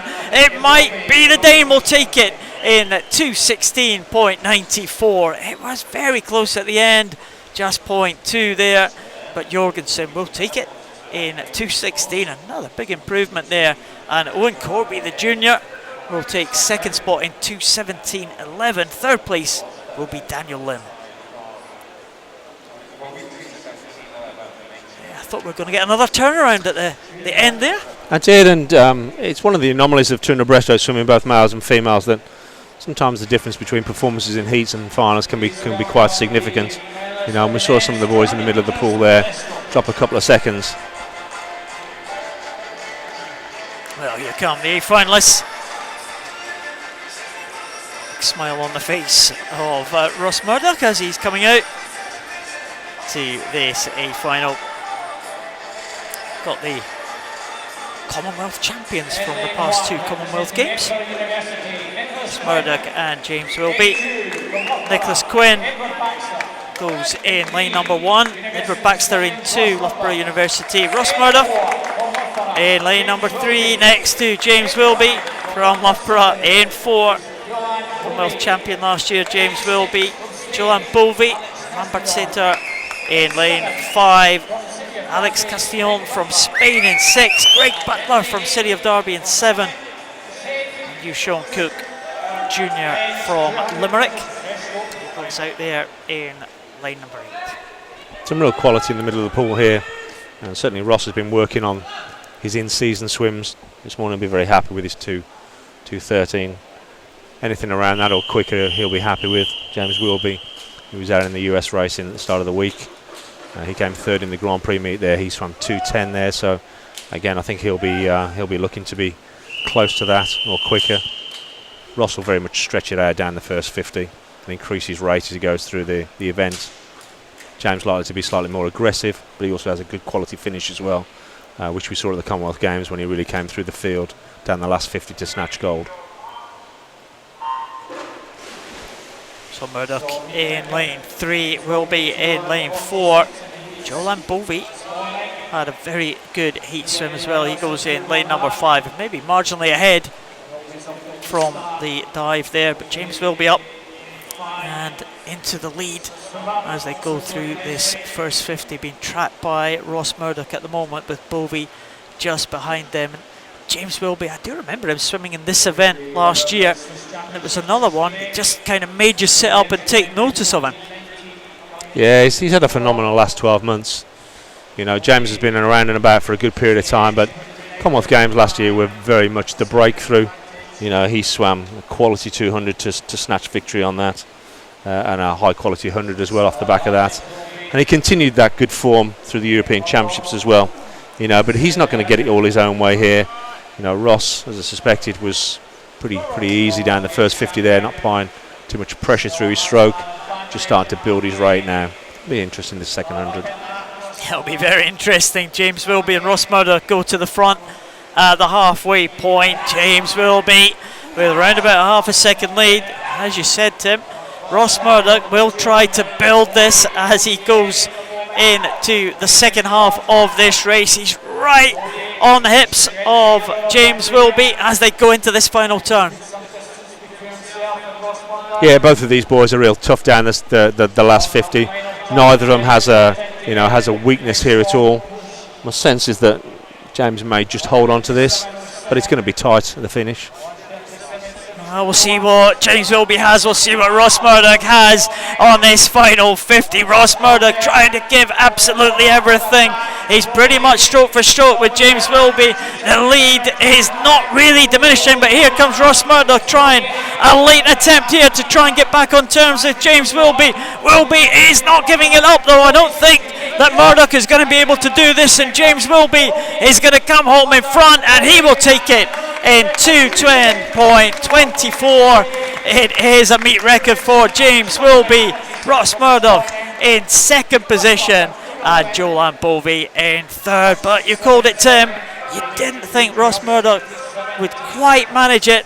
He gave everything, but in the end, Wilby had enough to hold on. Yeah, these are big lads. You know, they carry a lot of muscle, and when they're in training, then there's a significant element of fatigue. 200 breaststroke's a tough event to do when you're not rested and prepared. But those are two quality times, 2:10 and 2:11. They'll both be very happy with those. Those are world class for this point in the season. Well, great swims from the top two and from Joanne Bovey as well, claiming that third position there. It's the women's 100 breaststroke that we move on to. Bridget Lemergera from East Lothian in 1, Safia Sila from City of Oxford in 2, Ellie Riley, Heart of Midlothian in 3, Ilzane Pinfold from City of Oxford, another City of Oxford breaststroker in one of the finals, Alice Chan from Millfield in 5, Lucy Ross and Yvonne Brown, the two from East Kilbride, they go in 6 and 7, and Alwyn Cook from Limerick goes in lane number 8. So another swimmer from Oxford in that centre lane, 113.34 in qualification, Ilzane Pinfold. We saw Yvonne Brown have a great strong finish in the 200 butterfly. He's back in again. She goes in lane number 7. Women's breaststroke's always interesting because there's been many examples across the past 20-30 years of very young females who've been very successful in breaststroke events. We've had Olympic champions at age 14. We had Ruta Melatiti, who was dominant from age 15 onwards. So you can often see some really quick times from some of the young girls swimming breaststroke. Well, Ruta Melatiti, actually the meet record holder here for the Edinburgh International, set that a couple of years ago. And a very fast 105.82. Wonder if anyone will challenge that one. First of the turn, it is Ilzane Pinfold. And again, City of Oxford to the 4 on breaststroke. Yeah, it's a bit of a reputation for quality breaststrokers at Oxford, and it's a little bit like once you get a bit of momentum going with a stroke, everybody wants to follow the role model. So no great surprise that we're seeing the succession of breaststrokers. It's tending to be more on the male side, but a great female breaststroke here as well. Yeah, Pinfold's going to take this one for City of Oxford. She's going to get under the 113. She is 112.48. Improves her qualification time. Ellie Riley in second in 113.47. And Alice Chan in third place. Ellie Riley from Heart of Midlothian, one of the local clubs. And Alice Chan from Millfield. That's your top 3. Pinfold, Riley and Chan.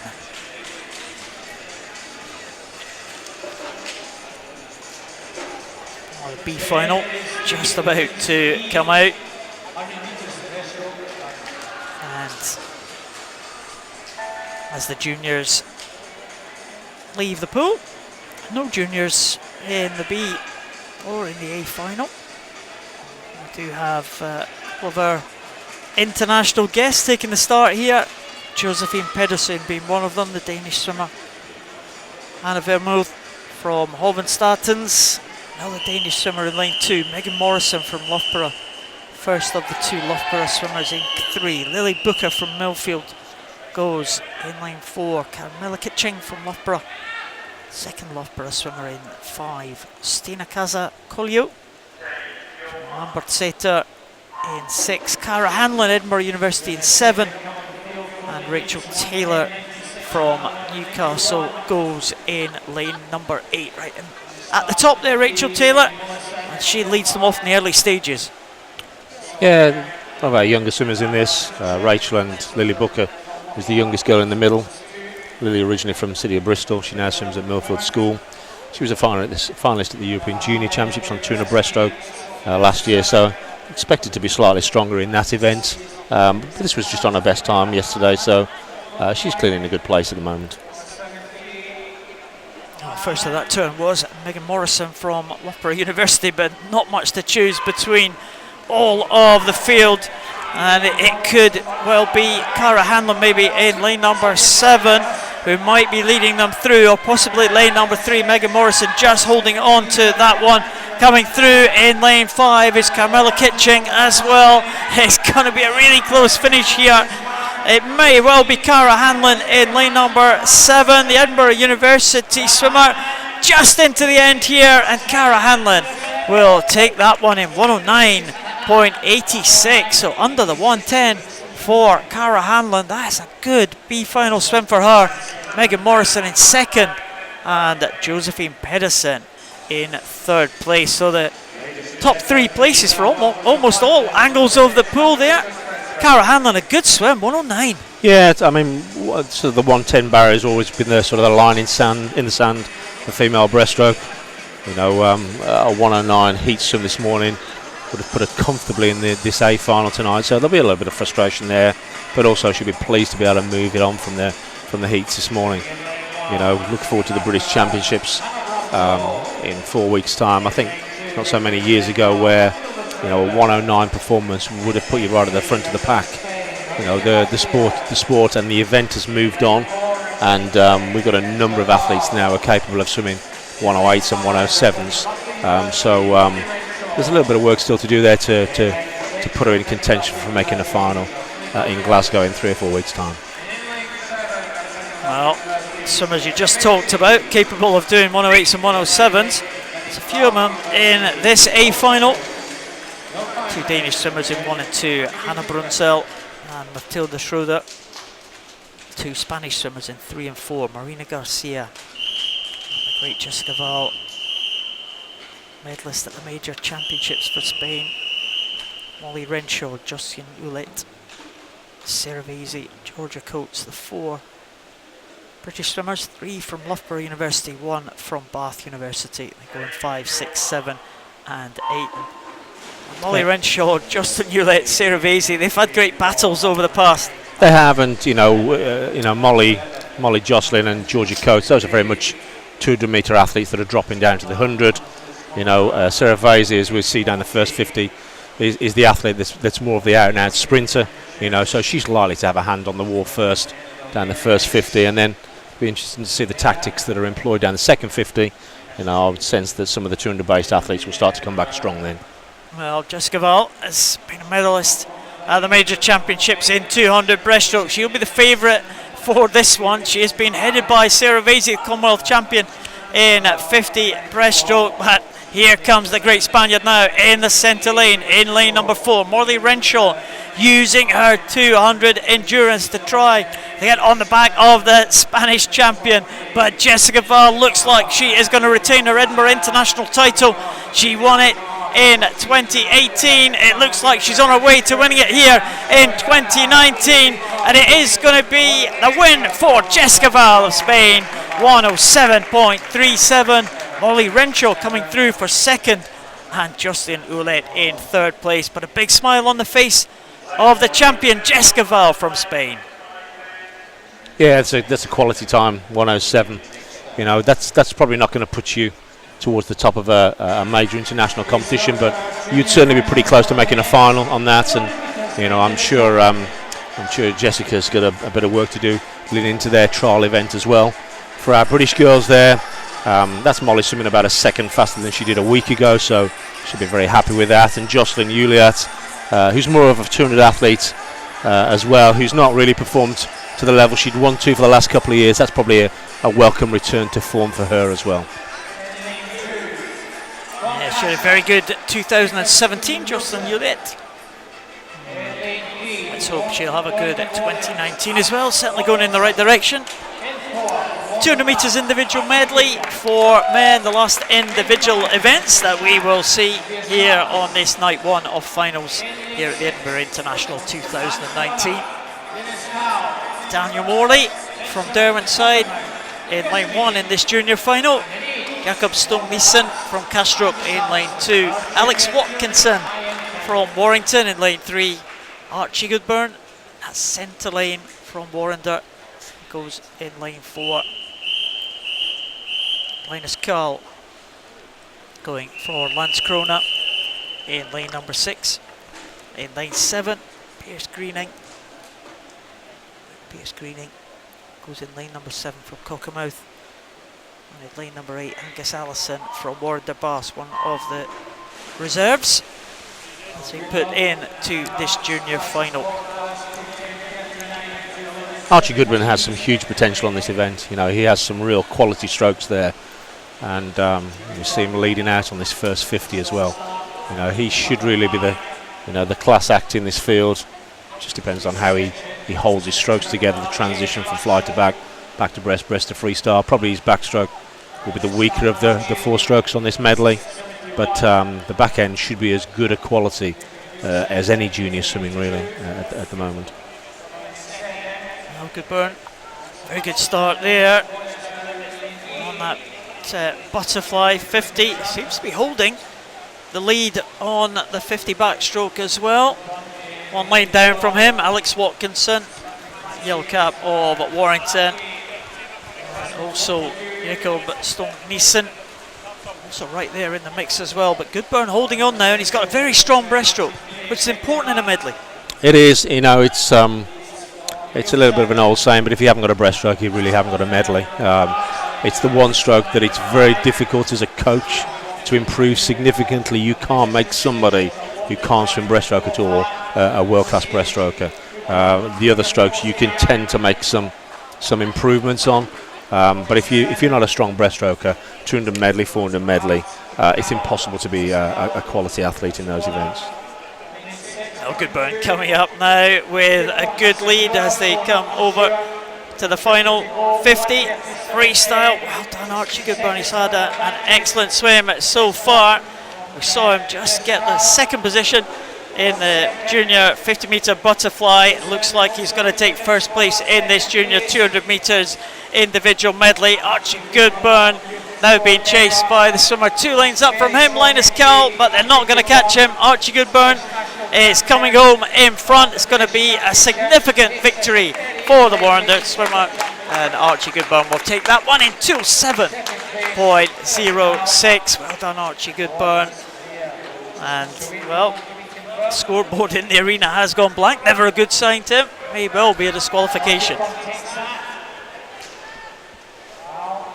It does look like there is a disqualification. It doesn't affect the winning position though. Archie Goodburn taking that one. Linus Cowell in 2nd position, and it was Castro swimmer in 3rd place. And great to see Archie swim with the confidence to be able to take that race on. You know, I've always felt that Archie's maybe lacked a little bit of confidence in his own ability when, you know, he's clearly a very talented lad, and I think he should be a bit more dominant in more of his races. But that was a great performance there.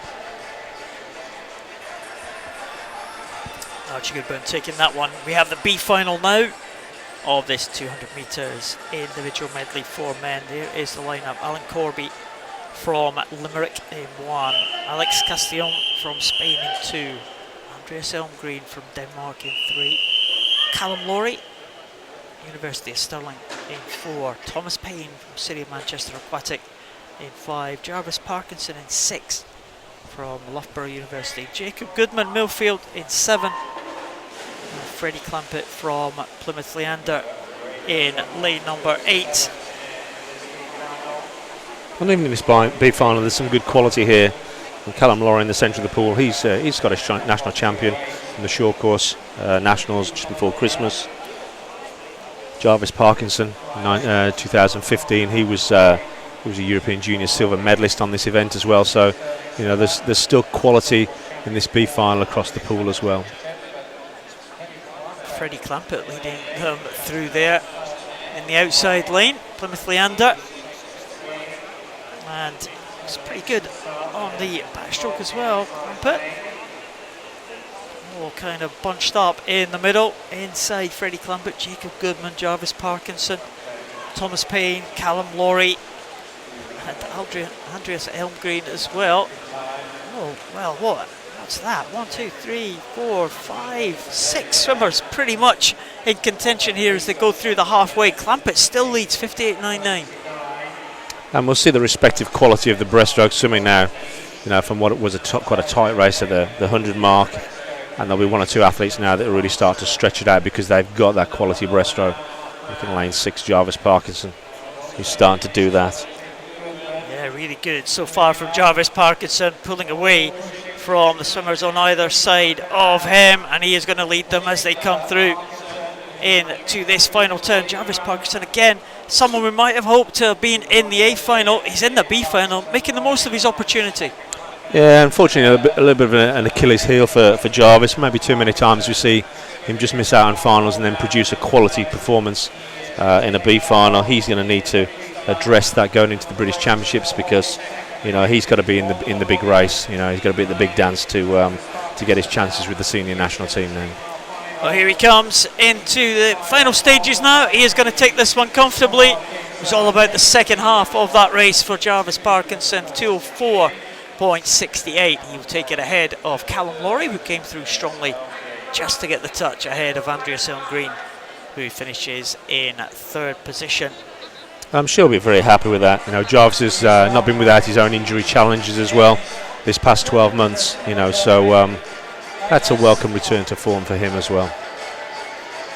Well, 204.68 would have qualified him just behind Duncan Scott for A final. Duncan Scott, the only man faster than the time just posted there by Jarvis Parkinson in that B final. Good lineup for this A final though. Tom Dean is the first to appear. He goes for Bath University in lane number 1. James McFadden, Loughborough University in 2. Jacob Greeno, Bath University in 3. Duncan Scott, fastest from the heats. He goes in lane 4. Joe Litchfield, City of Sheffield in 5. Thomas Siopanis goes in lane number 6. Edinburgh University. Marcus Lee from Bergen in 7. And Brodie Williams from Millfield in lane number 8. Yeah, certainly the athletes to watch in this are clearly Duncan Scott, who's off the back of the turn of freestyle. Tom Dean as well. Those boys have both swum, sub 2 minutes in the recent past. That'll be a good race between them. Joe Litchfield's got some quality as well. He's a sub 2 minute 200 medley swimmer of past as well.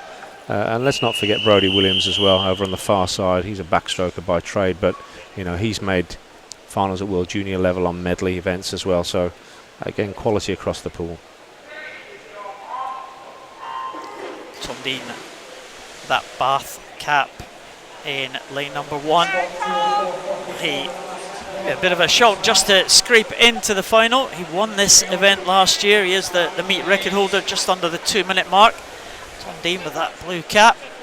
Not sure if we'll be seeing that sort of time today from anyone, but going out very well in the early stages. Well, it is Duncan Scott who is leading them through. Duncan Scott, well, is there any weakness that Duncan Scott has, Tim? No, and the impressive thing about Duncan is that he continues to work all of his strokes. He goes to swim meets and races breaststroke events, which is not always his forte. He loves swimming medley. He loves to be able to take the pressure off his freestyle from time to time. So he can put together a great 200 medley. He can put together a great 200 fly as well as his freestyle performances. Scott will lead them through the halfway point. 56.17 for Duncan. Joe Litchfield just behind him there. Thomas Siopanis. In fact, no, Brodie Williams in third place. Brodie Williams in the outside lane, using that good backstroke to his advantage. Onto the breaststroke now, and Duncan Scott holding off the challenge from Joe Litchfield and maybe just pulling away slightly. Fraction. I mean, Joe's got a decent breaststroke. Joe's got an impressive breast to freestyle turn as well. He'll stay underwater for a good period of time. Again, he's another athlete that's just back in from the US, where he had some tough racing last week. So this is a good return to form for him. Well, Duncan Scott first over onto the freestyle. That'll give him an advantage. As you said, though, Joe Litchfield with a very good turn there, bringing himself back into contention in these closing stages now. But Duncan Scott now, well, it'd be a brave man to bet against Duncan Scott if he has a lead on the 50 freestyle coming into the end of this 200 medley. Here comes Duncan Scott, extending the arms just over the 2 minute mark for Duncan Scott. 2 minutes, 0.89. He will take the prize here at the Edinburgh International. Joe Litchfield in second place, and it was Tom Dean coming through in the late stages, the champion from last year. Third place this time for Tom Dean. Yeah, I'm sure Duncan will be very happy with that. He's had he's had a good night's work. He had a tough race with James Guy on the 200 freestyle, but there's some quality in that, and he's come back and produced a 2 minutes 200 medley, which is never sluggish. As part of his preparations for 5 weeks' time, I'm sure he feels everything is going according to plan. Yeah, had an excellent year last year, Duncan Scott. Wow, phenomenal title wins in his home European Championships and in the Gold Coast, Scotland's only swimming gold medal. Wow, it's a real pleasure for the Scottish team to hear Flower Scotland in the pool for the swimming. Diving as well, they did rather well at the Commonwealth Games. Absolutely, and I think one of the benefits of Duncan having a number of strings to his bow is that maybe a number of people thought the 200 freestyle would be where he would have his chance at the Commonwealth Games last year. That isn't an event he won, but then he won the 100 freestyle against the reigning Olympic champion. So that's the sort of quality that Duncan Scott can bring to any team, and why wouldn't you want him as part of your squad, because he's a phenomenal athlete. Our final event of this first evening of finals is the mixed 4x100 metres medley relay. This is an event there's certainly been an increase in the interest of, not least because you can swim the 2 males and 2 females in any order you want to. So as you can see at the start of this first leg, we've got males swimming against females, which you don't often see, but it adds to the intrigue because I guess the tactics of some of the big teams, some of the big meets vary, and you really only know what the outcome's going to be when you're in the last 25 metres of the race. Well, the 2 males that have led the teams out is Kevin Witt Christensen for Farum in lane number 4. And it looks like lane number 6, Carl Barrett from Aberdeen Performance in second place. But Kevin Witt Christensen, wow, it's really gone out very fast indeed.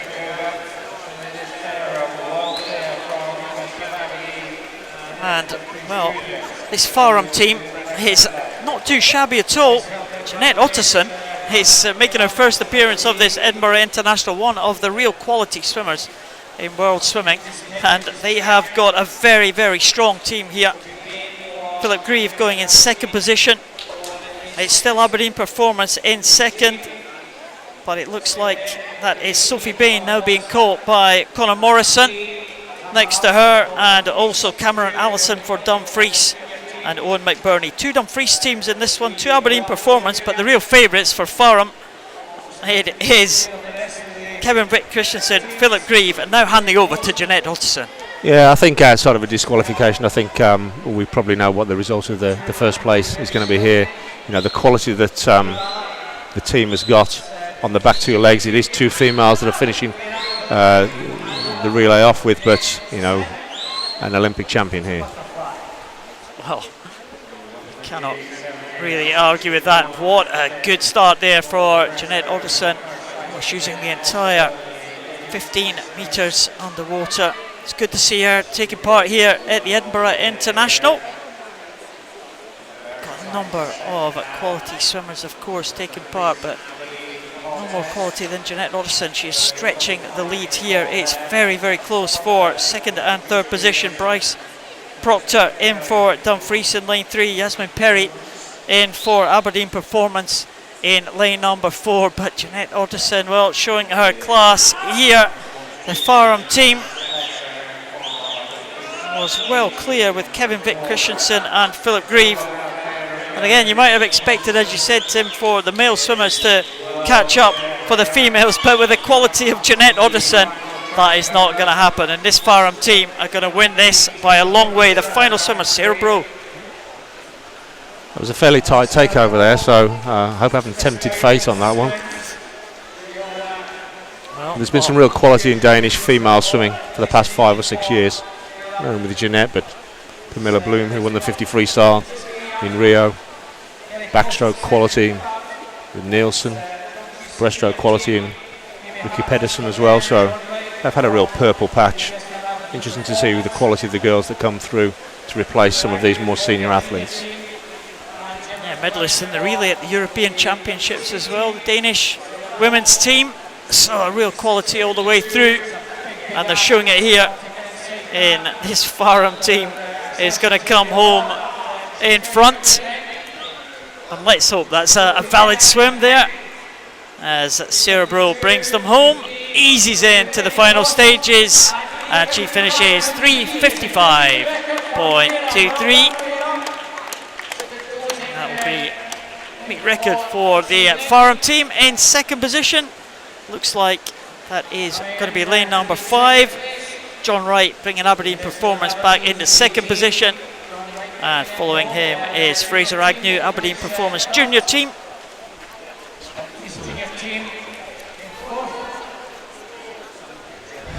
And the screen has gone blank again, Tim. We said that would never be a good sign. Have you tempted fate? I think I've tempted fate, to be honest with you. It seemed to be relatively visible from where we're sitting, so we're right on the finish line here. The swimmers make their way out of the water. The result still hasn't come officially to us on the scoreboard. the beauty of sport, Paul, you can never call the result until you see the results. Oh, and looks like there is a disqualification. It is the Fareham team. Oh, it's not a great way to finish the event tonight. Well, that's a real shame. We saw some real quality on show there, and it must have been that changeover that just cost the Fareham team there. Well, every day's a school day, Tim. Learning experience for them. Absolutely. And that is the final action of tonight's session. Well, it has been an excellent session. Any standouts for you, Tim? I still think we called beforehand the men's 200 freestyle will be an outstanding race, and it was. You know, when you've got two athletes of the quality of Guy and Scott, and you supplement that with young talent like Tom Dean, you're always going to get an exciting race, and that's exactly what we got. So, in terms of the quality of the swim itself, then that was first class from my perspective. Well, it has been an excellent night of action. So thank you very much for joining us. Thank you, Tim, for your company tonight. I hope you have enjoyed yourself tonight on the live stream. No problems at all. My pleasure. Yeah, well, maybe we'll get you back for another session later on. We have 2 more days of action to go, so please join us tomorrow morning for day 2 of action.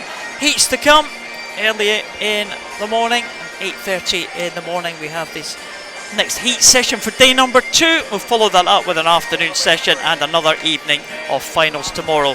We're back tomorrow on Saturday and on Sunday, so please join us again for day 2.